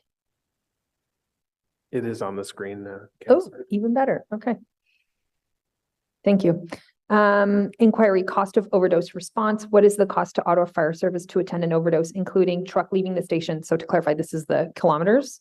Firefighter cost per hour. Do they wait till an ambulance comes? Do they drive the patient to the hospital? Trucks to go back to the station. So again, the kilometrage, any equipment used, and please also expand these costs to include other emergency and protective services such as paramedics and bylaw. Merci beaucoup. Thank you, Councillor. Any others from you? No. All right, Councillor Johnson. The purpose of Ottawa Fire Services annual report is to meet the requirements under the Fire Services Establishing Bylaw number 2009-319. However, equity, diversity, and inclusion, EDI, are also essential components of reflecting the community we serve. EDI practices ensure that the services being provided are fair and accessible to all individuals. Can staff report back on what strides have been made to build equity, diversity, and inclusion both in the workplace and operationally as follows? Can staff provide 5-year trends for the following demographics, both for career firefighters and volunteer firefighters? Percentage identified as female, percentage identified as Indigenous, percentage identified as a member of a racialized group, percentage French speaking, percentage of members who speak more than 2 languages. Can staff provide a detailed summary of how EDI principles are being incorporated into recruitment and hiring practices, including what outreach efforts are being undertaken to target traditionally underrepresented communities? Are applicants provided with an opportunity to self-identify as being from an equity-seeking group in the application process? Are efforts being made to ensure hiring panels are representative of diverse lived experiences, including gender, race, and ethnicity? When staff are undertaking volunteer recruitment efforts, what consideration is given to candidates' professional and family commitments in relation to the availability to respond to calls? Is a gender equity lens applied to this analysis to ensure that female candidates do not face discrimination because of caregiving responsibilities? Can OFS share about any other partnerships, engagement, or learning and awareness initiatives that support increased diversity within the service? And finally, in 2020, Ottawa Fire Service made changes to the minimum hiring qualifications for career firefighters, requiring mandatory fire and medical certifications to be obtained prior to the application deadline. Has this decision resulted in fewer candidates from traditionally underrepresented groups submitting applications? Thank you. Thank you, Councillor Johnson, for your inquiry. Any other inquiries from any other members? Seeing none, any other business for today's meeting? Before we adjourn, just a heads up about October. So the next meeting is October 19th. At that meeting, we will consider the Emergency and Protective Services Minor Amendments Report, another report from the Bylaw Review Work Plan, and an update on Ottawa Paramedic Services Safe Alternative Transportation Pilot. Our November meeting will be dedicated to consideration of the 2024 draft budget. And finally, I'd like to remind everyone listening that now is the time to check your smoke and carbon monoxide alarms. Ottawa Fire Services recently completed their Wake Up, Get a Working Smoke Alarm door knocking campaign, and October 8th to 14th is Fire Prevention Week. Everyone should have a smoke alarm and carbon monoxide alarm on each floor of their home and outside of sleeping areas. Only a working alarm can save your life. So I look forward to seeing you at these meetings this autumn. And with no other business before us today, our meeting is now adjourned. Thank you.